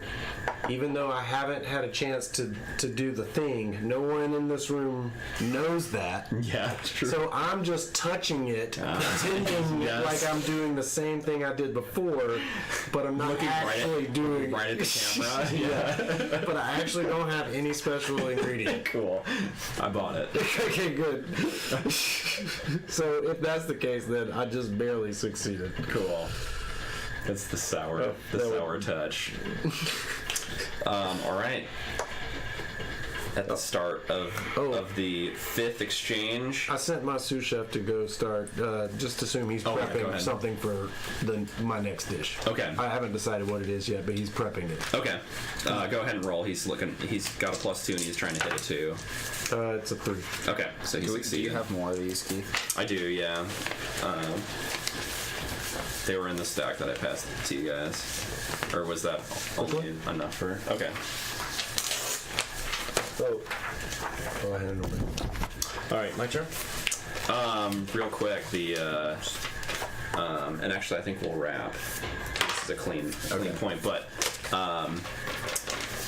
in the awkward silent moment as you guys are plating your dishes, everybody's kind of scrambling around, and then a barrage of blaster fire streaks down the hallway, and glass shatters, and there's just this like barrage of in thinking like Star Wars, where you can see the 2 different color blaster fire, like blue and red, and it's just like blue and red going back and forth. Like the crew aboard your ship has all like bunkered down and is firing at this other crew that has boarded the ship, and it's just like you guys are ducking and. Quiet! We need to focus! Looks like some of your old boys has made an appearance. And I'm gonna give you this before I forget, Steven, and we'll just hold on to these and we'll finish this cook-off next week and continue on our journey towards the location. Keep the secret location in Sigma 5 Sector. Just in case. We had just finished the 4th, and we're starting the 5th. Starting the 5th round, Okay, yeah. cool.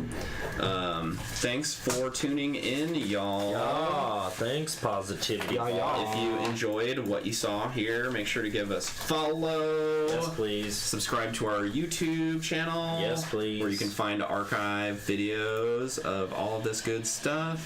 And check us out next Thursday for GMXP. And next week, same time, same space place. Here we are.